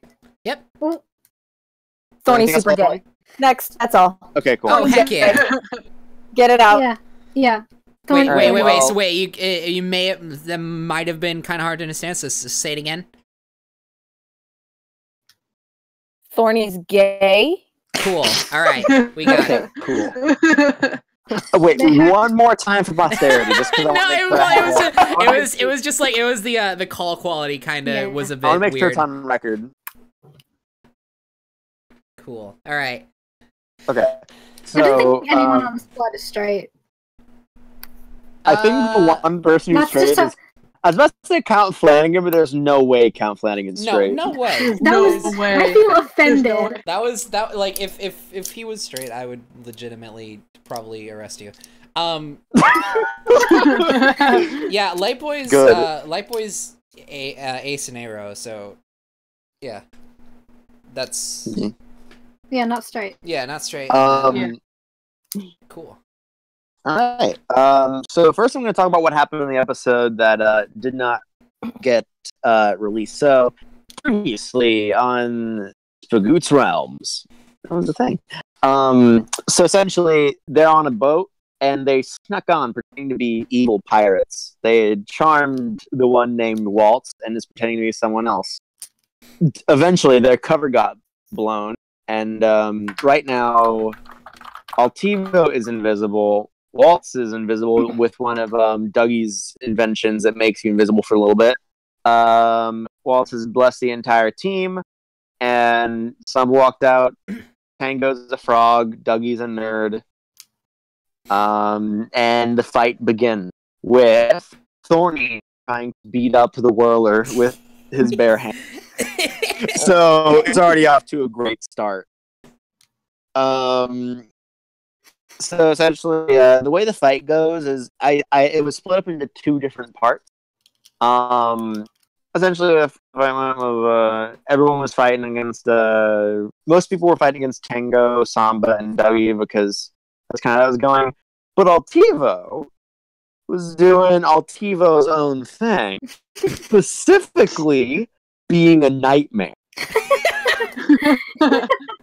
Because Altivo is invisible and is like, hey, the dude who was guarding us while we were in the prison is coming up. I'll just be invisible and get a knife out and just cut this dude. And I think, Red, you tried to make it as terrifying as possible, I think? Tried to, stab his eyes out, I believe. Yeah. Yeah, I think you went for the eyes. It was definitely gruesome. So shout out. So that's all right. So after a bunch of trying to after a whole bunch of just trying to do some madness to the whirler, a bunch of people ended up getting defeated. A fire broke out and the ship caught on fire. Yeah. That was the thing. Fire just follows us around. It does that sometimes. I think Waltz put out the flame gas that she had used earlier and was like, "Hey, Vinca, remember this stuff? Yeah, do your fire breath thing. You won't." And then he did. He got no balls. Oh, and then Waltz almost died. Like, yeah. Actually fucking almost died. And yeah. I remember specifically you told us you had designed the adventure to have Walt's death like pretty much definitively at the end. But as Light Boy, I was like I was in character. I was like, there's no way I'm letting this kind of death happen on my watch. We charmed her, it's the group's fault that she's in the position she's in right now. I'm not gonna let this happen. So I basically spent the rest of the encounter using healing magic on Waltz, whatever. Yeah, which was pretty buff. I'll say that the way that it worked is the one thing that I remember happening. I remember one line in particular that I was I had prepped weeks in advance. Is what happened was since she was using Dougie's fucking thing to stay invisible, it's super temperamental and it accidentally blows up while on her head while she's standing right in front of the captain. And essentially she goes, hey, buddy, Captain, hey, after the captain had held her up by the neck. She was like, hey, no, don't worry, I'm not charmed anymore. She says, which means that this is completely genuine, and then spits in his face. Which was cool. And then Samba punched a hole in her stomach. Thank God. Yeah. Fortunately, we murdered him. Yeah. Just fucking murked him. So as she was about to die, she gave Vinca a final potion, saying, I think it was called Last Resort or something. Yeah, it was something like that. Yeah, something like that. I think she called it Out with a Bang. That was it. That was it. And fortunately, between Light Boy doing everything in her power to bring her back, and also the fact that I remembered as I was saying that hold on a second. I like Waltz too much. I can't do this. What am I doing? I did have Waltz come back, but I expected Out with a Bang to be used because after that, the captain just kind of went back to his room, kind of fucked off because the place was on fire. What else was he gonna do? And Vinca did something I'm so proud of because I expected him to save it for later. There was a big thing. Immediately, the second he did that, he walked into the captain's room and just tossed it and just chucked it at the captain, which caused an enormous pillar of flame to incinerate him. It's so funny because like that does seem like one of those like quote special items kind of situations where like you'd save it for a big moment. But I love it's like so Vinca that like he gets this explosive potion and immediately is just like well, into his room I go. just fucking Kobe. Yeah, it was so legit.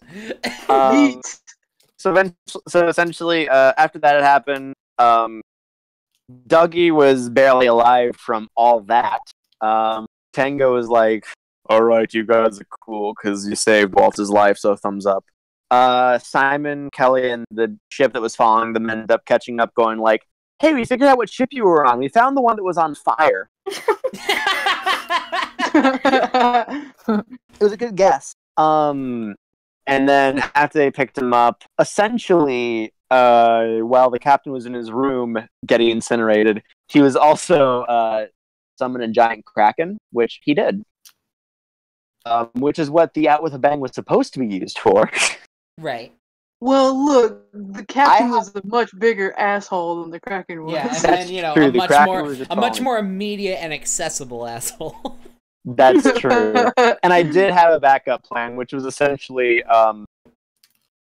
they found a way, Tango got his shark to carry the whirler over to them, and they used the gear and the whirler to essentially just wreck the Kraken and make the Kraken be dead.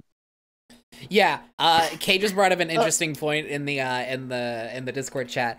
Vinca during this whole thing has the gear on his person. Yeah, he got it underneath his shirt the whole time. And he's still one big it's whole like time. It's like making like a gear-shaped shape in his shirt. Like the whole fucking time. The gear is. I couldn't possibly begin to know where the gear is. I could not ever tell you where the gear was. He says, I would never know.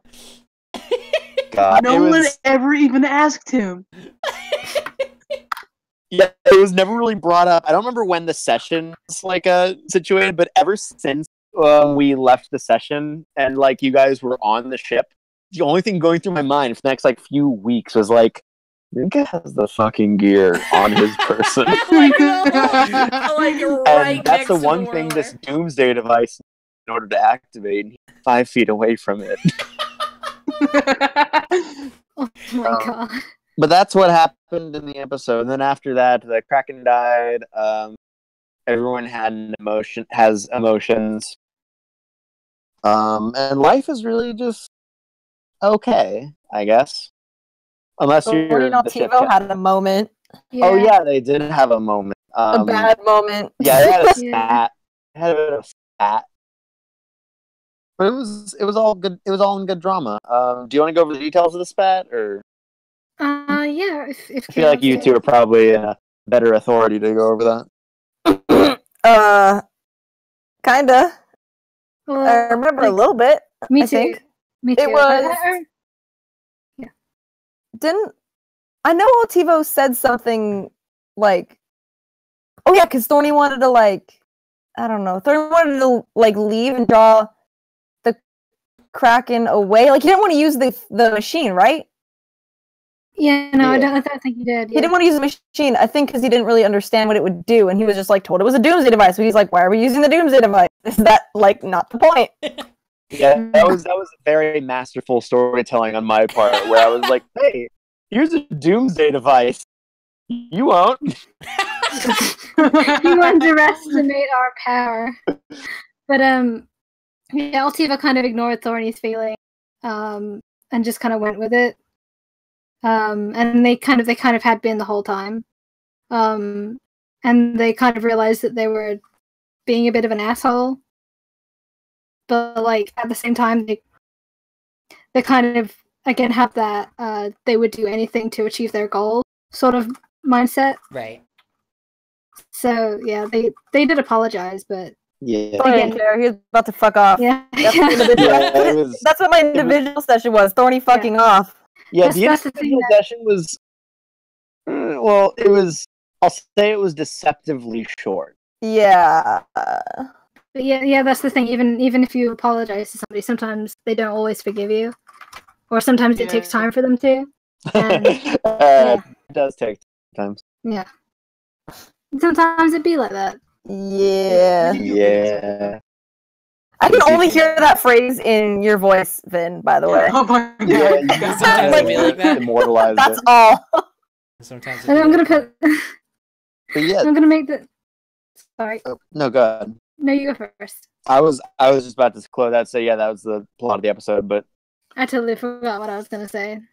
my neuralizer like dropped that the Fritz sometimes. again. That's valid. All right, so that's the episode. Does anyone have any other details they want to add on to it? Altivo is a pirate. Simon is like. Kelly and Lightboy had a moment where like they. Oh yeah. What was it like? Well, like I know that they sang the song together to kind of like close out the thing, but like, what was the close out the arc?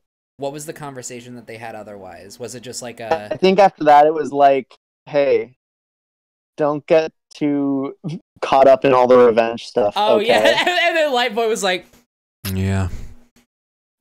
No, the most committed. I won't. And the most. I totally won't. Yeah, it was backstory teasing essentially, which was like the majority of Kelly and Lightboy's deal with the Dick, yeah. Which I'm down for. Yeah, that's about all I can remember. I can't believe that Lightboy is a robot. Spagoots I've been a robot this whole time. Oh yes, something else that I forgot is that I waited until the very end to realize. Hold on a second. I completely forgot about D1. Oh my god, yeah. Oh. But at the same time, on one hand, I was like, "Oh crap, I forgot," because Lightboy had D1. D1 was supposed to like shoot lasers and stuff. It was gonna be fun. But I remembered. Hold on a second. I canonically said that Samba had multiple D1s, so that would have made things harder. Are they like D1, D2, D3? No, they're all called D1. Is it just how you can make that? No. It had to be multiple D1s because he had to make the dumb all-star joke. Exactly. Listen, right. I will say that originally I expected this to be just like a mini arc. I didn't expect it to be as long as I could. I was gonna say like, okay, what a really small mini arc so I can make the joke and leave. But then it ended up being as long, if not longer, than the Labyrinth arc. I honestly, a principle that you have to like drill into your head if you're gonna play D&D is like removing expectations, both from like a character action standpoint and from a length standpoint, because things will go on for hours. Mm-hmm. All right. So what next? Now I get to talk about characters. I will say I still have not eaten, so I would like to. Okay. Yeah, I was about to say I'll try to get this done before the clock strikes the hour. Which hour? The next. You'll find out. Gasp. We'll find out. Okay, so next we're going to go over. I guess Ryan's going to tell all about some of the NPCs in the world and stuff, and then we're going to take whatever audience questions are burning in your hearts. Yeah, I know that you got to eat, so I won't make it take too long. I'm just going to start with the big one that I was holding over Kay's head. Thorny, Zip was almost your half brother. Yeah, that's the conversation we had. Wait, who? Who would have been? Who would have been his parents? Zip. Okay. Was almost. Oh my god. Brother. I think that's a plot twist and a half. I was really close to making Zip Thorny's half brother and also the main antagonist of the scene. Lyra's the only straight sibling, so it would have had to have been Lyra. No, and then like. I can't go too far into it. I can't go too far into it because, not brother-in-law, like half brother. I know. So who would have been the parent? Is what I'm saying. One of your parents. Your mom. Oh fuck! Oh whoa! I see what you mean. Oh god! I misunderstood that entirely.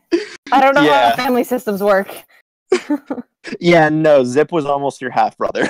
Oh, whoa, yeah, no, that wouldn't have been really close, and I was like, hey, that's not weird, but what's Thorny's mom like? Yeah, and she's like super like loyal and super like chill. I was like, okay, cool. Yeah. You saved yourself.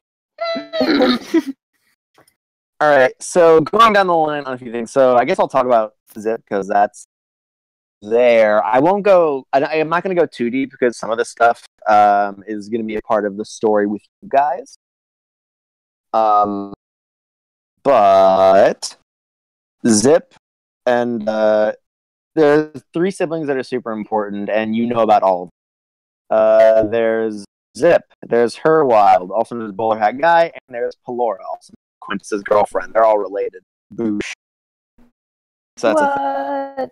Whoa. Yeah, I won't go too far into like obviously backstories because I don't want to spoil all the things, but they're all brother-sister shenanigans. Zip obviously has the ability to screw around with y'all's memories.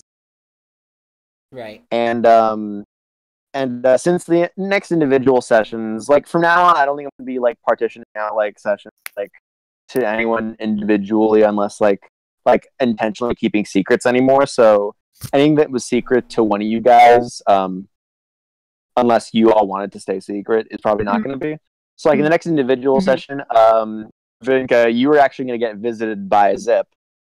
Oh shit! Who was going to reveal that he has been visiting you a lot and erasing your memories every single time it happens. Oh shit, that's Zip! That's like that's really scary. That's one of my worst fears, actually. Oh Fuck. no! Yeah. Well, he hasn't been like envy messing with you. He's been checking up on you for reasons that he won't tell you. Zip!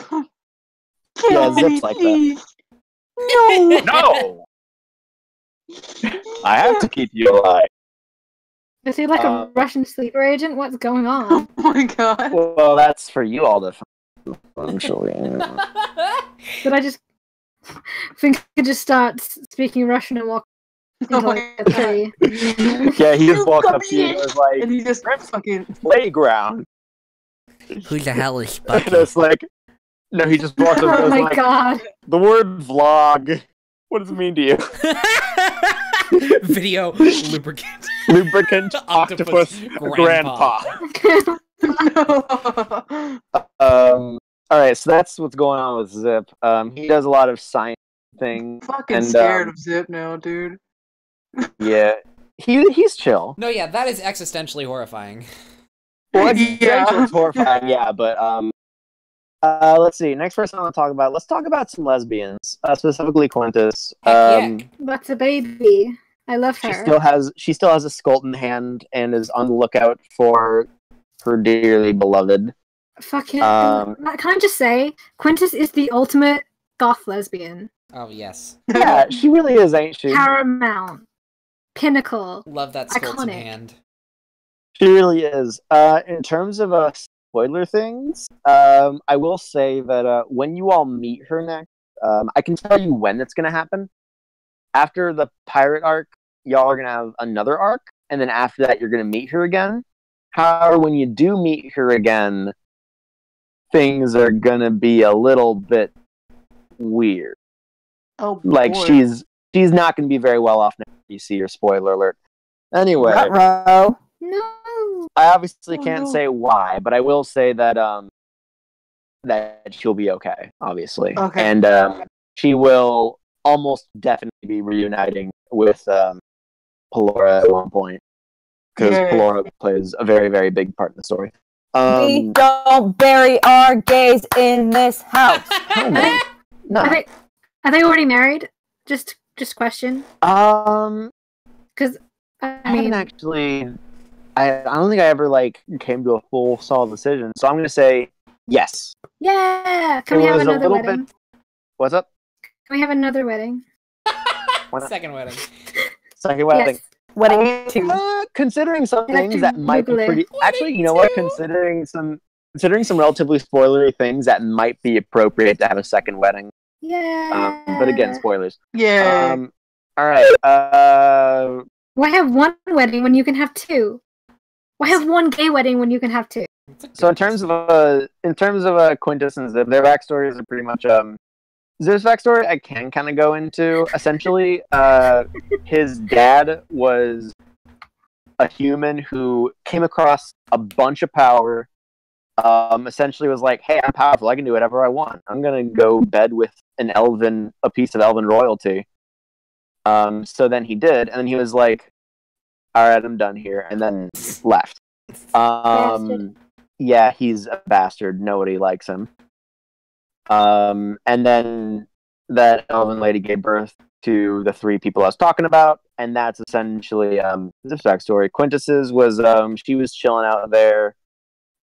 She met Pelora. Pelora was like, I want to do fight things. There's a continent full of big scary monsters. I want to try to fight the monsters. And Quintus was like, oh god, I need her. I cannot fuck her. Exactly. Pelora's just like, Flareon is the only evolved power type that cannot learn Solar Beam. God. So that's those backstories. I didn't see background. Oh, what's up? Can Pelora just know how to play a really mean harp? she strums it. Harp goes, "You're worthless." Oh, harp, I get it. I get it. I mean flute. I mean. Okay, yeah, no, she canonically plays flute now, just to reference Ariel needs legs. Yeah. I've made more plot point details before. I can do it again, dang it. Like how we made fucking bitch. What's his name? Tobias. We made him fucking Matthew Broderick. Matthew Broderick. Probably the best creative decision I've ever made in my life. Yeah. I will say, I'm going to tell you all this because you have no bearing on where things go in the story, but next time you all see Tobias, he's going to be totally Matthew Broderick, too. We're going to rescue him, right? Yeah, you're most definitely going to rescue him, but, yeah, no, he's completely kidnapped. Oh, good. I'm going to nap the person that kidnapped him. See how they like it. Yeah. You got to kidnap the kidnapper. Exactly. Yeah. You got to put yourself in their head. You bet. And Street smarts. And that centers around Herwild, who's our main bad guy, and there's a lot I can give away about him between like his whole deal, his whole reason for doing, and I mean some of it might be somewhat apparent since we've been over parts of it, but I don't want to go too far into it because he's essentially Herwild is an angry boy. Cool. That's essentially it. Herwild needs to settle down, go to the corner. Oh, he tried that, didn't work very well. He's being a little too wild. A little Herwild. Oh, I get it, because his name... I'm really proud of you for these jokes that you make, Penny. I'm so proud of you that I'm going to jump out the window. Cool. Don't move. So, let's see. There's the Red Kraken, which I made, again, entirely for the All-Star joke. But at the same time, I actually fell in love with them, especially Waltz, as you all know. She became like your actual your actual wife, right? Your actual favorite. Yeah, they're gonna have a second wedding next week. God bless. Aww, and I'm not invited. Everyone's invited. Everyone's invited. But yeah, I didn't have any plans for them, but in terms of where they're gonna go, I'm probably gonna have them just like show up every so often. Like sometimes they'll just kind of be there and do things, because I love the idea of not wasting characters and just have them show up and just be like, hey, we're gonna do a thing. We catch Waltz riddling through the trash can like a raccoon. Like a raccoon. Well, I mean, it makes sense because Waltz is trash, but Waltz is my trash baby, okay? Fight you, Ryan. I'll fight you. Fight okay, me. so but yeah, that's them. Let's see. The last character I wanted to go into with any like big tell-all is Simon. Talk about Simon because he's interesting, and two of you already know what's interesting about Simon. Two of you don't. I do. Well, out of game, but in game only one. In game, only one of you knows. I'm curious. You know what this is. You were there. Yeah, you were there. Wait, do you know, Reb? Yes, I do. I told you. Oh my god. Yeah, loser. I specifically did not look into a lot of stuff like that because I was just like, I like being in the moment and like learning things as my character learns them. Look yours, Penny. So Simon has a coin. Ah, dang it! Spoilers. Specifically, he's got a coin that lets him stop time. Ooh. For like a certain amount of time? Indefinitely. No, here's the thing. It's indefinite. However, you can't change anything within the stop time.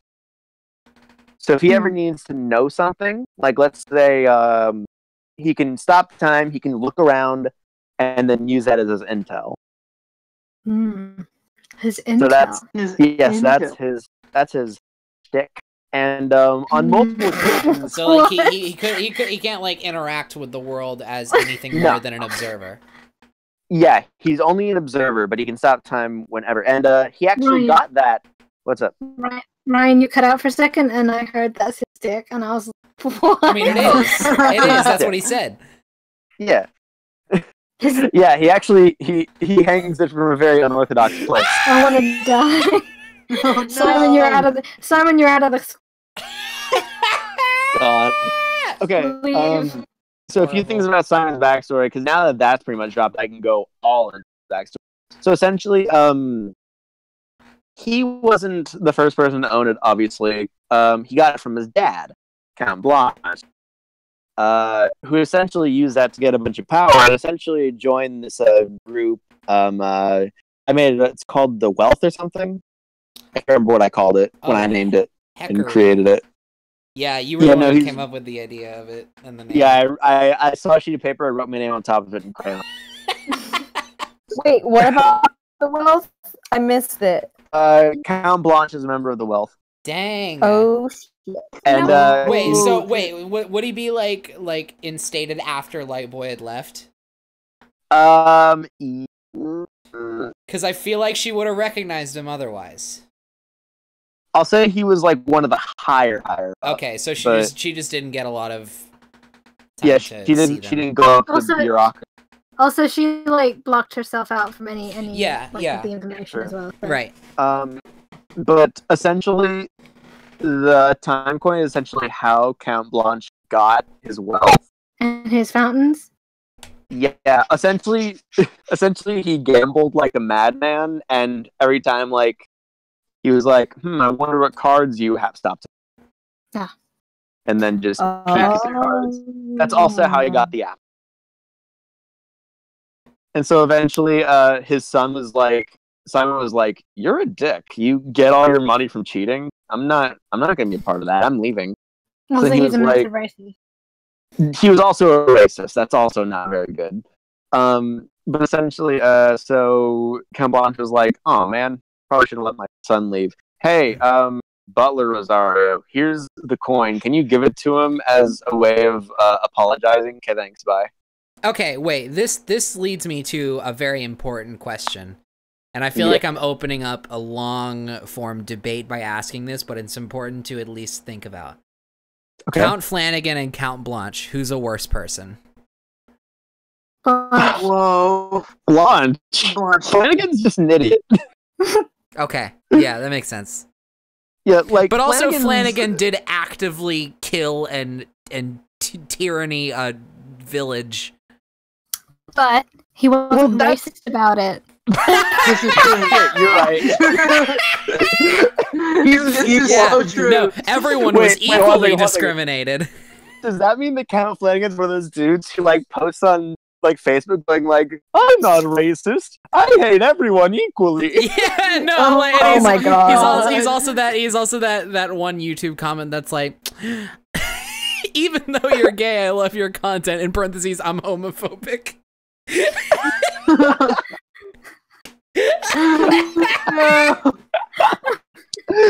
Oh god, Count Flanagan's a gift. I have no backstory for him, but if you gave me time and you just let me go off the cuff, I could improvise an entire one down to his favorite brand of cereal when he was 7. Run, Oh my god. you got time, and I'm waiting for this fanfiction. Nah. But Is it Fountain. fan fiction if the dude makes it himself? Yeah, true. I have power. I can just make anything canon right now. Yeah.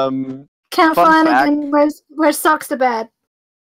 Um, They're like toe socks, not like socks. They're like socks that you put your toes in. Nothing but the socks. Here's fan fiction right now. The Squirts troll has 3 nipples. Oh my Is that how god. It's Is that how he canon. squirts? No. Okay, well, not. that's the He has a stream, squirt everybody. gun. We Thank you established so this. much for coming to the stream. It was such a great time to have this But, conversation. I'm trying to think if there's anything else that I was going to reveal in this tell-all stream. Let's see. I talked about Count Blanche being a bitch. That says Count everything. Bitch. Yeah, in the end, isn't that all we really need to know about the world?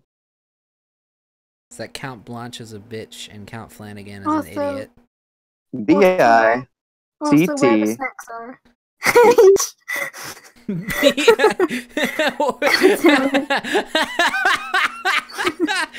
I didn't even hear the question. BITC. B-I-C-T. Come on. Yeah, BITCH is correct. B-I-C-T. BICTHE. God bless y'all. That's the Count Flanagan can, honestly. Big Count Flanagan energy. You're a bitch. Oh my god. Fucking BICTHE.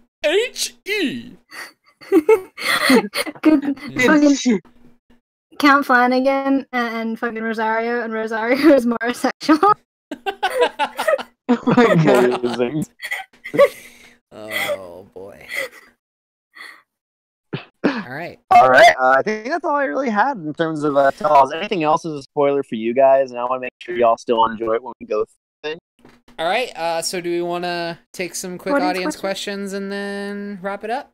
Yeah. And then kick it. Yeah. All right. Post your dang old audience questions that you've been saving with bated breath. Won't. In the meantime, I will recite 7 hours of Actually, spoken before you word do that- jazz poetry. Before you do that, My eyes are like the sea. As hyped as I am, They look upon my the God. tide. as hyped as I am to hear that, mind if I address the question that I saw earlier? Yeah, sure. So someone asked if Rabbit Hole's coming back. Yes, but Sure. it's not a Spagoots affiliated project. It is. Yeah. It's we're bringing it back in Another in form. another form. Another- Yeah, And it's not going to be called Rabbit Hole anymore, unfortunately, yeah. because Because every other thing is called Rabbit Hole. We discovered. yeah, we were looking through and we were like, "There's a lot of things called Rabbit Hole. We need to choose a new name." Mm-hmm. Can I? We can I talk. kinda We can talk about that on our own time. It's, later. This is later. about, This is about This realms. is a group thing. I don't. Yeah. This ain't. Yeah. So let's see. I already talked about who Lightboy's song was about. But short answer, it's not about her dad, but she sang it. She was singing it to her dad. It is a memory about her dad. If you want the details, the stream will be archived, and I talked about it at the beginning of the stream. Yeah, which answers the non-caller Starlight's question. So Godzilla Gaming asks, will you still be accepting Spagoots Realms fan art? Absolutely. Most definitely. Yeah. Of course. Yeah. If you are inspired to make content by any officially released Spagoots thing that we've done so far, even though the story will not be finished and produced as it has been thus far, y'all are still welcome to talk about the show and talk about the characters and stuff, post about it, anything you want. It's welcome and it's encouraged. Yeah, and talk to us about it. Like, Yeah. I don't know too. Absolutely. I've mentioned before that if we ever play like, or when we play like home game style, I don't mind writing up like a summary to like post and archive so that it's still like there's still a connection that you can still read and something there. Yeah, so there's still a big production. Right. Yeah. Because like I'll go ahead just and address that like people have asked like why. And the main thing is that just like we can't sustain the production, and we want to focus on our relationship as friends, because like we haven't really been friends in any context other than a content context for a long time, and that's caused some stress. And so yeah, we're still and like, not to mention mind if I but I remember especially around like between the editing of some of the episodes and partially just a stubbornness to hand it off, but also like in certain aspects, like I remember when we were recording the last episode, I doubt that it was something that everyone felt, but I know at least I had moments where like I stressed way too much on like how's this gonna be like when like how's it gonna be when I edit it, how's it gonna be in a way that the audience can enjoy it, and I know that at least in my eyes, I got way too stressed out about like the product being put out from it. Right. It took away from the experience of me having fun, and since I was the DM, it also sort of dominoes over to everyone else having fun. And the last thing I want is for us to have all this big stuff and have nobody have fun, because spoiler alert, that's not a good. Right. So if you're gonna blame an individual person for it, don't. That's a really stupid thing to do. That's kind of immature, and all problems are multifaceted. But if you're gonna continue to have that sort of worldview, then it'd probably be on me. But don't have that worldview. No. I mean, it's all a group thing. Both successes and failures. Yeah, nobody's to blame. Yeah, nobody is to blame. I jest when I say blame me, because no, I said I jest. No. Okay, we're gonna not we're gonna not do that. That's vetoed and redacted. Let's answer. Don't even jest about it. Don't even jest about it. We love you, Ryan. We love you. Let's answer some better questions for happier times. True. Is Simon gay? Is Simon gay? Is Simon gay? The rumor come out that Simon is gay. Well, let's see. I mean, like, there's a very. I always held the idea that I usually don't focus on the sexuality of a character unless like it's relevant to the story or their relation to another character. Right. However, I can say that Simon is a flaming bisexual. Yes. Good. Yes. Yeah. I think on the whole, our whole deal with that is like, are they to you? Then yeah. Like generally. That is 100% my take on it. And that's not to say there isn't value in having like established canon, like reinforced representation, but like of course. But like for the most part, Ryan's job was mostly just like trying to get the characters in line for our shenanigans and like having it fit within the context of the story. And so, yes, basic answer. Oh my god. People are saying Bioman in the chat, and I'm just like, yes. Good. Bioman. Oh my god. Yes. All right. What next? Godzilla 463 asks, will Lightboy ever get the disc to her sister? That's up to Thorny. Actually, Thorny no longer has the DVD player. Yeah, that's right. Okay, we talked about this because didn't Thorny like intend to give it back to Lightboy at a certain point, but it just didn't happen. If Lightboy had looked around, Lightboy would have found it. Oh my god. Actually, Kevin has it now. Oh my god, because Kevin stays at Quintus' house. It wasn't I'll be honest. And Kevin's a goblin. God, Kevin's watching it was under Lightboy's pillow. Such a fighting gross pirates. Little goblin, man. Penny, if If Lightboy had gone to bed when Thorny had put it in the morning, it was the morning that they ended up like leaving for stuff. Right. Thorny put it under the pillow with the intent of Lightboy finding it, and they never went back. What do you think? What do you think? Lightboy is like losing a tooth or something? Like, why would she look under the pillow? Kevin's the DVD fan. It's someone she can read. That would have been me. Let's say it's like Lightboy just wakes up in the morning like, oh, all right, a new day. Time to check for intruders under my pillow. like what? Okay. Let me just say real quick. Thorny didn't have the DVD. He had the DVD player. Yes. Yes. In the player. Yeah, he put the whole DVD player under the pillow. The whole thing. Okay. Fair perception check. I want to say real quick, Penny, I don't know what you were expecting from a character who carved tally marks into the floor and Quintus complained about it, threw a roll of toilet paper over. How could I have been so foolish? Yeah. There's a question. I'm gonna rapid fire this one. Flappy's asking, I was wondering what would happen with some of the songs. Ryan mentioned in his Discord server that the Pirate Arc finale would have a Go Child song in it. Yes. Originally, we were going to have a reprise to Millennia, and it was going to be a duet between Lightboy and Kelly, and we were going to put it on Coffee and Ramen. However, unfortunately, just due to the way that things turned out right now, we just kind of lost steam for it. Yeah, it's kind of lost steam. Like, if at some point I come back to it and I think, I could finish up my bit of this, then I'd love to.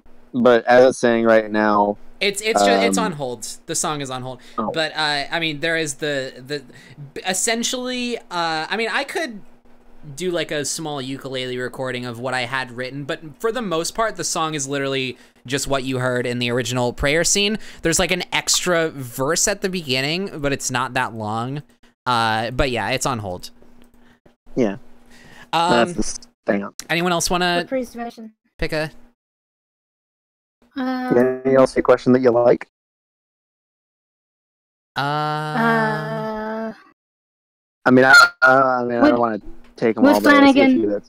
Would Flanagan and Sunny be an iconic duo? Yes or no? I think we already have the answer. The beauty. Yes. Okay, here's the thing. Flanagan would love Sunny because who wouldn't? And Sunny would be just overjoyed enough to look back how much of an absolute idiot Flanagan is. It would be an amazing duo. She would just be like, Flanagan would open his mouth and say, like, big beaming smile, you absolute fucking idiot. But also, like, dumb. I feel like that's just a given because Sunny would be an iconic duo with everybody. Because, like, she is iconic in and of herself, and she is just such a wonderful soul. She could work off of anybody, and that's the T for this stream. Yeah. Yeah, I've reused Sunny for other games. She's great every time I use her because I love her so much. Remember when I drew her as a furry? Good times. What? You asked me to draw me as her as a furry. Oh yeah, I remember that. You know, like, yeah. I'm gonna actually kill you, Ryan. One of these days, you're gonna say something. It's gonna go fucking berserk. I'm gonna go like a fucking ape. I'm gonna address Alex Franklin asked why is Lightboy called Lightboy because she is a woman.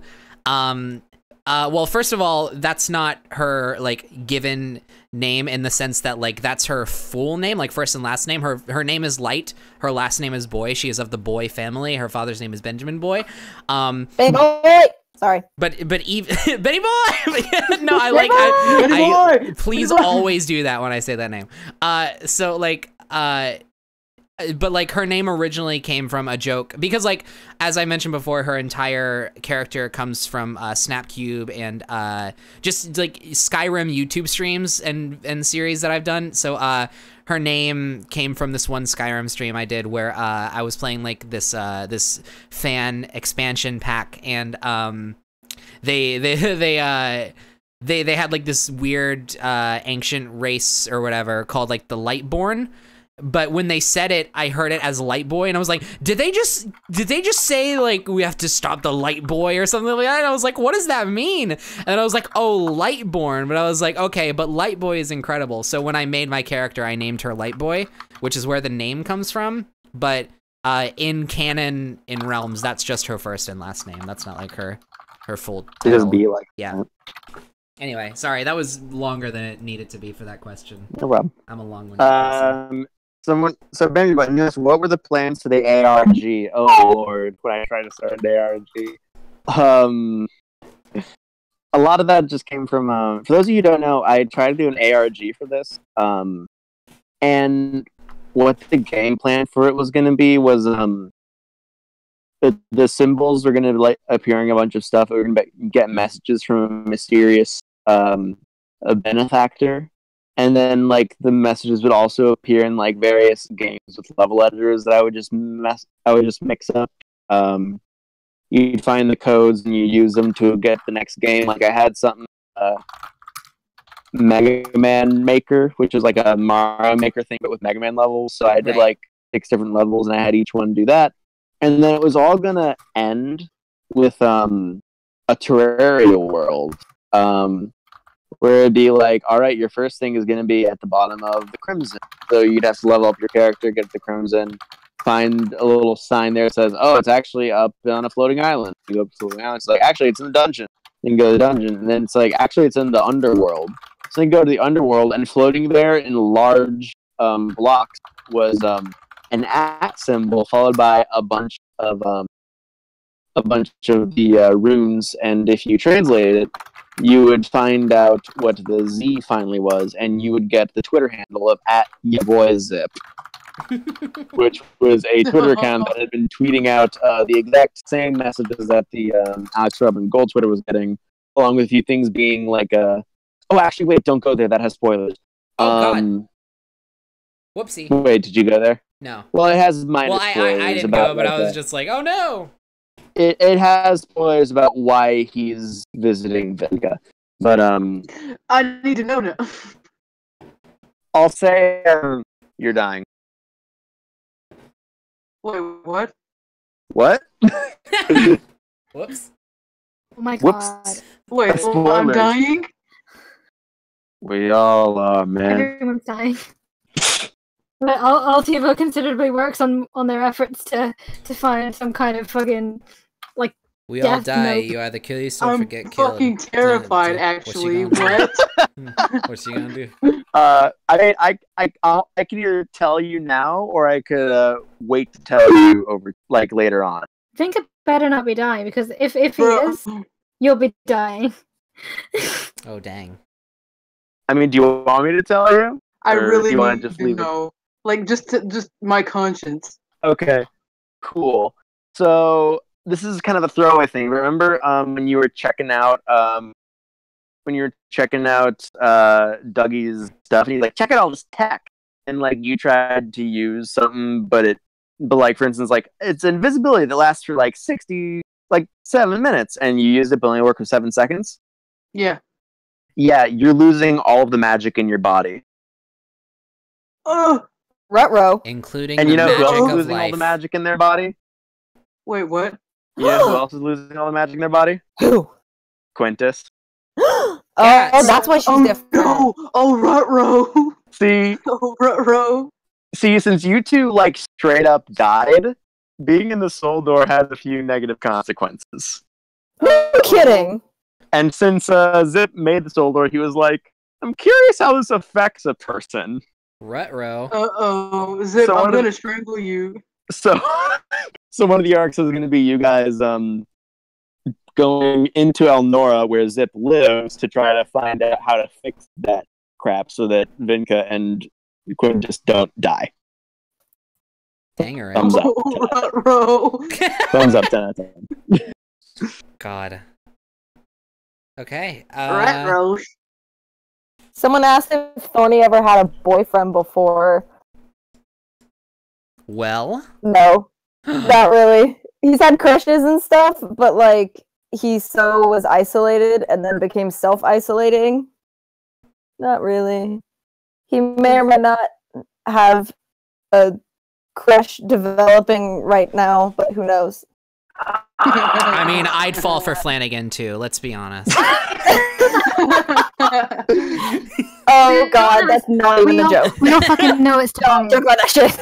Wait, what? I said, don't joke about that shit. Oh, yeah. Yeah. I will.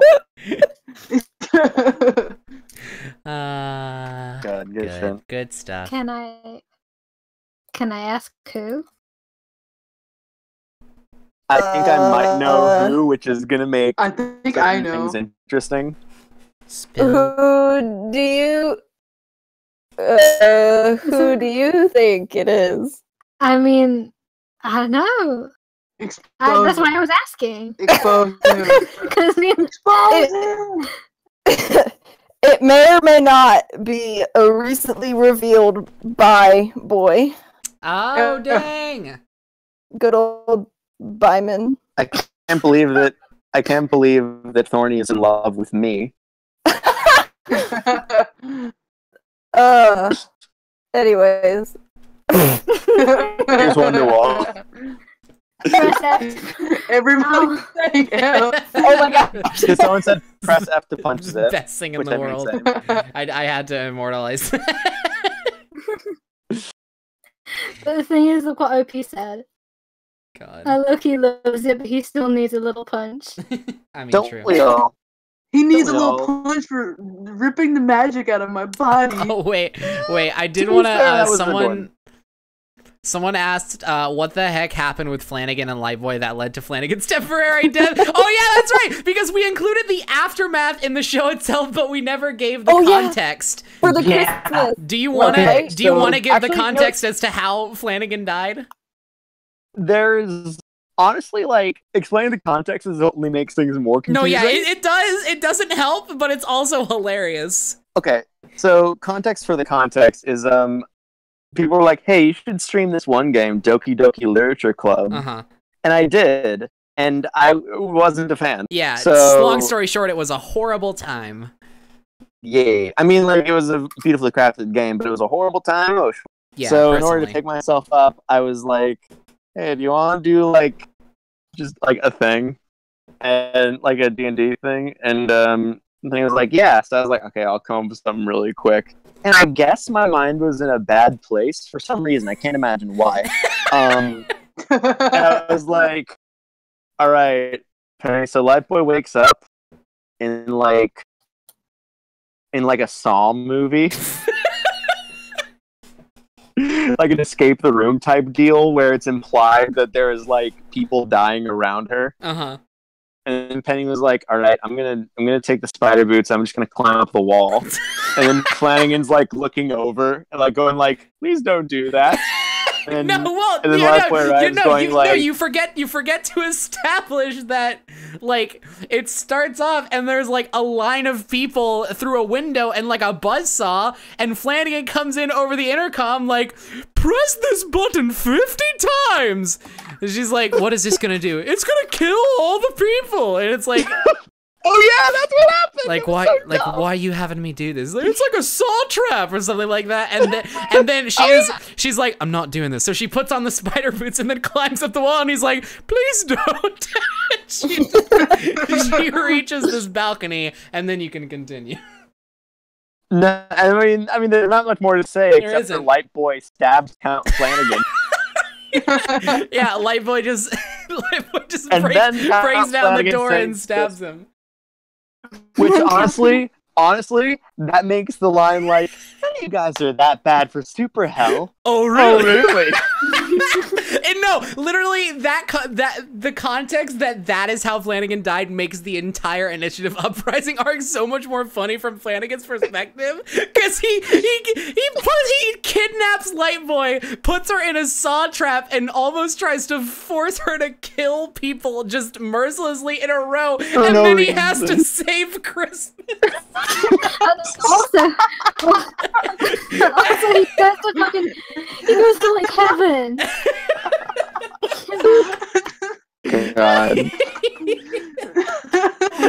has to save Christmas, and then he gets brought back to life, and Lightboy's just like, "What the hell?"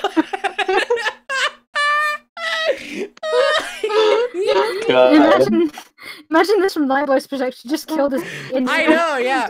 And then he just pops right back up, and she's just like, "Don't come." Christmas. Yeah, and then, like, no, yeah, I saved Christmas. Don't come near me. No, doesn't Flanagan say like, listen? Well, I've gone through a lot within the past couple of minutes, and you know, I think I've learned a little lesson. And Lightboy's just like, never come near me or my friends ever again. Okay. Yeah, that's how it is. So good.